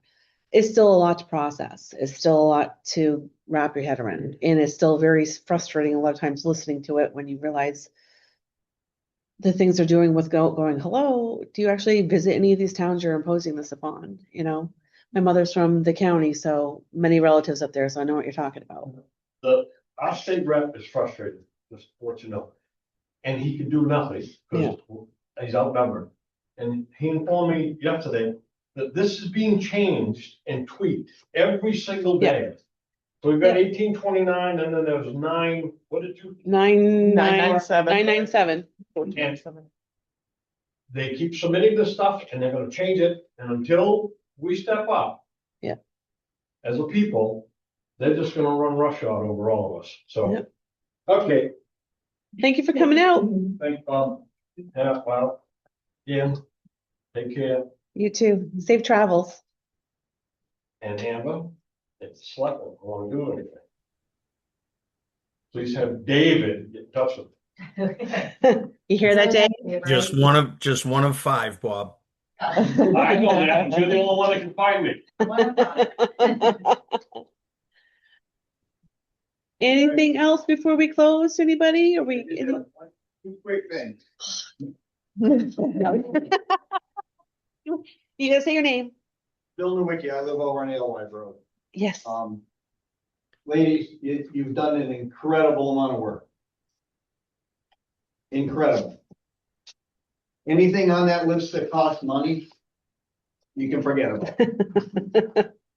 And one short note to the comprehensive planning committee, I would write the plan in 2 seconds. The town is fine the way it is. We don't want to grow. Leave it alone.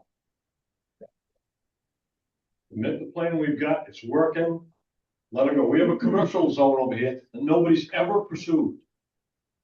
The road, I don't know if you're aware, the road supposed to run parallel to 111 through everybody's property. All those people were approached. They were all for it. Yeah, you want to run a road from there all the way through Leo Ruse, and Leo Ruse for it. Nobody's ever pursued it. We don't have that industry here. So. But you don't know when it's Open gonna it up. change, and that's the scary part. It takes 2 seconds for, that's, I think that my biggest concern is when someone does recognize our town, which is what you don't want, recognition, And it's gonna happen as like coastal creep. right? I The did get a chuckle gentrification. Yeah. On the last pages when you said, I forget what the section was, and it said, avoid crime. Yeah, So I don't think there's anything town can do about that, but. yeah, all right. thank you. The important things to understand about comprehensive planning for a town is that, and especially driving home the effort that the planners and the town puts into reaching the public for their comment and their input, is this is how we translate your voice into their language, those legislators, those planners. These are the documents they read, and this is how they understand the town. So, you know, when our slides say things like, you know, small town values and neighborly connections, these are strengths, these are things that you all have spoken and that you prioritize and you care about. That's how we communicate that. And through plans like this is how you tell the state, like, hey, what you're pushing here doesn't really fit in this picture. And this is a tool that the town can use going forward to communicate the town's documented desires for the future and for preserving the past that it records. It can be a resource for applying for grants, saying, hey, we have identified this need for this desire in the comprehensive plan, and this grant would get us the money to do that. So even if it costs somebody some money, it's writing down dreams, you know, things in these plans, they don't always happen. It might never happen. But if it's put down and on paper, that can be brought somewhere and used to communicate that and put not just your voice out there, but the voice of your town and community. Yeah, if there's a project included on a plan, it automatically support higher grants. Yeah. I understand that Augusta's got our money that they want to give back to us through these grants and everything. But there's a historical thing that takes place in this state of Maine. Like this young lady said. Do you want to come so neighbors they can look hear at you? neighbors. Pardon? They make sure you speak loud so they can hear you on the, can you guys hear him? You can't hear me? I can hear you fine. There you go. All right. In Washington County, which is one of the poorest counties in this country. In 1936 got flooded out. Federal government stepped in with the WPA. We're gonna throw all this money at you, we're gonna help you rebuild the county. And those stubborn Yankees up there turned the federal government down and said, there may come a time when we need help, but it is not now. Stay out of our lives. And they rebuilt their county themselves. There is a will amongst some people today to stand up for the government, not have to lean on the government for everything that they do in their life. I look out for my neighbors, neighbors look out for me. If there's a problem, people are there. This is what we do in small towns. Now, we don't always have neighbors that you get along with. Everybody has to have one or two of them in their life, and I've had my fair share. But we can take care of ourselves, we can do this. Maintain our small town. So, That is our goal, to maintain the small town. We're doing the best we can. Any other comments? Anything else? Anything? Close her down? Dan's ready for levies. Anything? No? All right. The best way. All right, I think Steve and Kim, anything before we go? Nope. Alan? No, I'm good. I'll make a motion to adjourn. I'll second We got a that second. motion. All those in favor? Aye. Right. All right, the meeting's David. adjourned. Bye, Dave. Bye, Kim. Thank you. Thank you all. Thank you. Thanks, guys. If you want to just hit end the meeting, Thank that'd you, be great. ladies. Thank